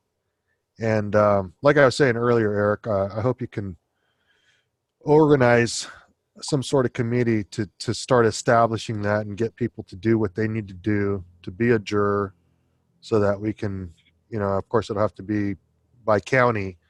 But if we can, like, get a framework going, if we can get a county again, like maybe you can revive the group down there. Well, no, we can do it. We can do it through a whole statewide. It doesn't need to be. It's best by county, ideally by county. But So explain that. Explain how it can be statewide as opposed to having to be, because by necessity we can bring anybody from anywhere, really. Oh, okay. I think. So so anybody being a part of our jural society? Well, that's why I wanted. That's you know what I'm asking, right? I mean, it would have to be obviously somebody who's. Well, I guess the question I'm asking really is, if we're creating our own society, right? Calling it a jural society. I know Lorna wants to call it something else, but for the time being, let's just say, it's a jural society, and we need to adjudicate a case, a foreclosure or something like that. So yeah, I can see where we can pull people from other places in the state and say, hey, we need you down here. We need to pull together a jury to hear this foreclosure case. We need you down here in Ventura so we can help this guy, or at least hear this case fairly, of course. But I guess that makes sense. I just would want to know the principles behind it so I could put my full faith behind that notion, but it sounds reasonable. Yeah, we could actually do it over the internet. They've done it in Texas over the internet. Oh, okay. That's interesting. How many... the concept of jural society is that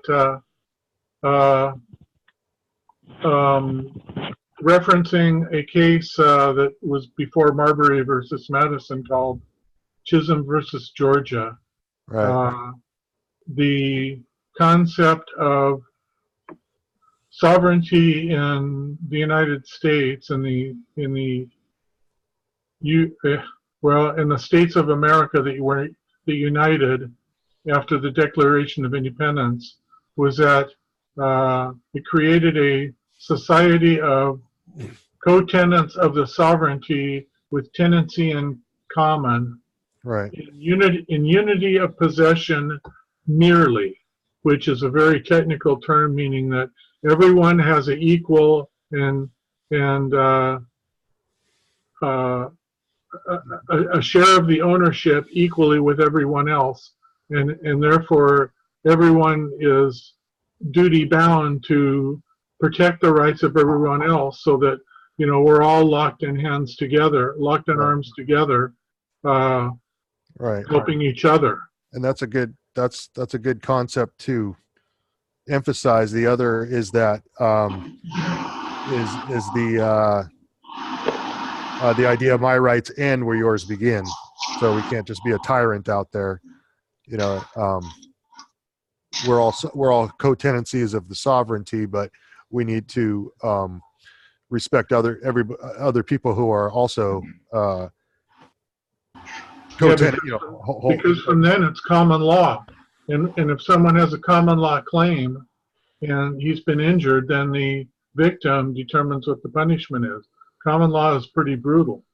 Yeah, but we have to get away from all of that idea of punishment. Well, I think we want to get more into the concept of equity. To restore. Fairness. Yeah, equity. The concept of equity is to make right. That's where the judge has power to basically take in all the facts and basically say, okay, this person says this happened, this person says that, this person wants this much money, but this is the facts of the case. So, okay, they want this much. I think they were definitely wrong, but they don't deserve this much. They should get this much.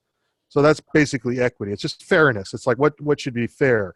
And so extending that concept forward, I think, is what you're talking about, Lorna, that we want to, it shouldn't be about punishment. It should be about fairness. Well, the thing is, if we all would just restore our relationship with life, we would be in a state of non-harm, because we would be able to communicate correctly with all aspects of self. And we wouldn't even have to deal with any of this stuff. Uh, But we don't know how to communicate. Yeah, I see what you're saying. I see what you're saying, but I think the way to start that, though, so you're not going to get everybody to do that at once. And we got to start by creating an example. Yes. So that's why I keep getting back to, we need to do this for ourselves, because we're not going to get everybody to follow along. Like, no, there's, everything that is right, wrong, good, bad, POC and POD, all 9 shorts, boys and beyond. That's just an access statement, because we have to be aware we have to speak only of what we want, not of what we don't want. And I'm going to say something right now. From the Lord God, goddess of my being, from the I am that I am, from the soul's well-being, I cancel, revoke, rebuke, transcend, and transmute all contracts and agreements that are not in right alignment with source energy and with the soul's knowing. So be it. And it is so. Thank you. And that's all I want for that. I concur. Well, anyway, is there anything else that anybody wants to add at this point or go over? I'm going to stop the recording. We can continue with the call. If there's anything anybody wants to add before I stop the recording, I guess I'm going to go ahead and do that now. It's a wrap for the February 19th call, exactly at 10 p.m. Hey, that worked out pretty well.